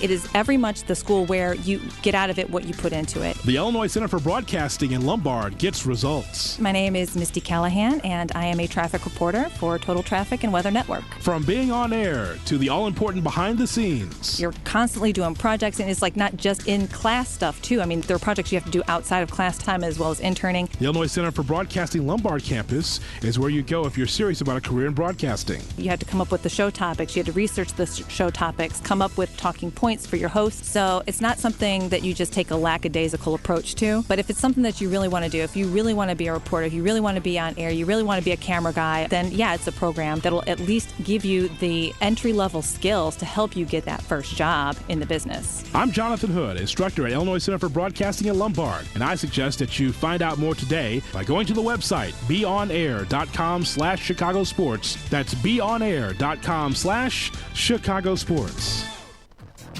It's time to kick off your career in radio or TV broadcasting. There's no better or faster way than the Illinois Center for Broadcasting. Check out our website at beonair.com/Lombard or call us at 630-916-1700 to set up a tour and see all the hands-on training you can receive. The best part of the program is the job placement department that will help you find your first job in broadcasting. Just listen to what some of our recent graduates have to say about the program. Kevin Wood, Production Director, Next Media, Joliet. My favorite part about going to the Illinois Center for Broadcasting was, first of all, I got to do everything here. For anybody looking to get into the program, I would say be ready to learn, be ready to get in here and really take your skills to another level on your own. The instructors can show you how to do it. The Illinois Center for Broadcasting, where broadcasting careers begin. Believe me, just watch. Back here on SportsTownChicago.com. Chris Labosco here alongside Eric Willowite. And when you look at it, Eric, good game for the Cougars, a 5-2 win against a tough opponent. Yeah, definitely. You know, we talked about the couple of games before where the Cougars really had their way. They were in for a battle most of this game. It really was a close game up until the second half of the third period, and they were able to open it up. Yeah, they really opened it up. let's take a look back here at some of those goals that the Cougars scored too, because there were some really good goals throughout this entire game. Obviously, Cody Rayback ends up being your number one star. We look at the first goal of the game that ended up happening for the Cougars here. You see this pass up to the point, and then the quick shot through some traffic, and then the rebound opportunity, or the puck came out. But yeah, it's been a good game though. It was a good game for the Cougars overall. Here's the goal by the Riverkings. Sara, I think. Right. This is what brought it close after that first goal. Right. So this cut the lead to 3-2, and we hung around the 3-2 mark for a little while. One thing, and even though he didn't get faced with a lot of shots, Dylan Gillis, he did come up with some key saves during key points in the game, where easily the game could have turned around and given the Riverkings some momentum. Right. That didn't happen. And thankfully, and that was one of the points where you thought, okay, maybe this is what would happen. But now you have here 4-2. Cougars are in pretty good control, but you still want that extra goal. Right. And then Jesper Lomberg, good work along the boards, gets it to Cetera wide open in the slot for that one-time goal. Yeah, that's a tough play for Nelson to try and stop. You have a man there who's just totally wide open. The entire great net. pass, the whole net to choose from, and he chose wisely, buried the puck. That made it a 3-goal lead for the Cougars at that point, and they didn't look back with a 5-2 victory. And it felt like it was deflating, too, to the Riverkings once they got that third and final goal. It did, because you can kind of tell towards the end of the game things got a little chippy out there. I think the Riverkings were frustrated and definitely trying to agitate the Cougars a little bit. The Cougars wouldn't have any of it. They were able to stick to their game. The shots on the board tell the story, 44-20. That's about, tell you a little bit about time of possession, too. Yep. Tomorrow we will have the Chicago Cougars All Access show, as that will be happening tomorrow. We'll have a couple of the players on, maybe some of the players who are some of the stars. We'll see who they got. I'm sure they have the off day because they had the 3 games in the row. They usually have that as an off day Monday, so they might even be in studio for us. So from 2 o'clock tomorrow to 3, that whole hour, we'll have head coach and general manager Brad Stofers on the program and a couple of surprise players. But now let's take a look at the schedule coming up for the Chicago Cougars. The next couple of games on their schedule, they do get a couple of home games here coming up, especially on Friday, the start of some showcase games that'll be happening right here at the Sears Center, and also up at the Dells Ducks home. They play the Islanders this Friday, the 18th. So for those of you Star Wars fans who saw it on the 17th, well, you got a free day on Friday. You can come over Friday, come to the Sears Center, come on out, enjoy some good hockey. Then on Saturday, December 19th, it looks like the Marquette Royals. Yep, and they go up to the Dells to go play those games for the next couple. So they got the Marquette Royals, then the Traverse City Hounds, and then the Detroit Fighting Irish, all teams from the other side of the conference. They don't get to see a whole lot either, so that's another nice thing about it, too. And, of course, the game 5 o'clock for the game against the Islanders, that's here, and then noon, 9, and then 3 o'clock for those other games, and then they go and play Ileana out in Indiana after that. So a bunch of good games coming up, especially when you play opponents from the other side that you don't really see. So the showcase will be fun. We'll have that game for you. We might even have a couple extra games for you on Sportstown Chicago on Friday, too. So be sure to check out our website, sportstownchicago.com, for all the information of USPHL hockey. But it's been a fun one, Eric. It has, for the Chris. Cougars. They moved to within 1 point of the Dells Ducks, which is an important thing for them, too. But that's going to do it here for us. We thank you for listening in. We thank Rosa and Chris, our 2 camera people. We also thank Dr. Pete Ferreri, who was our director of everything. And, of course, thanks to Eric, my partner here. We'll see you next time on SportstownChicago.com.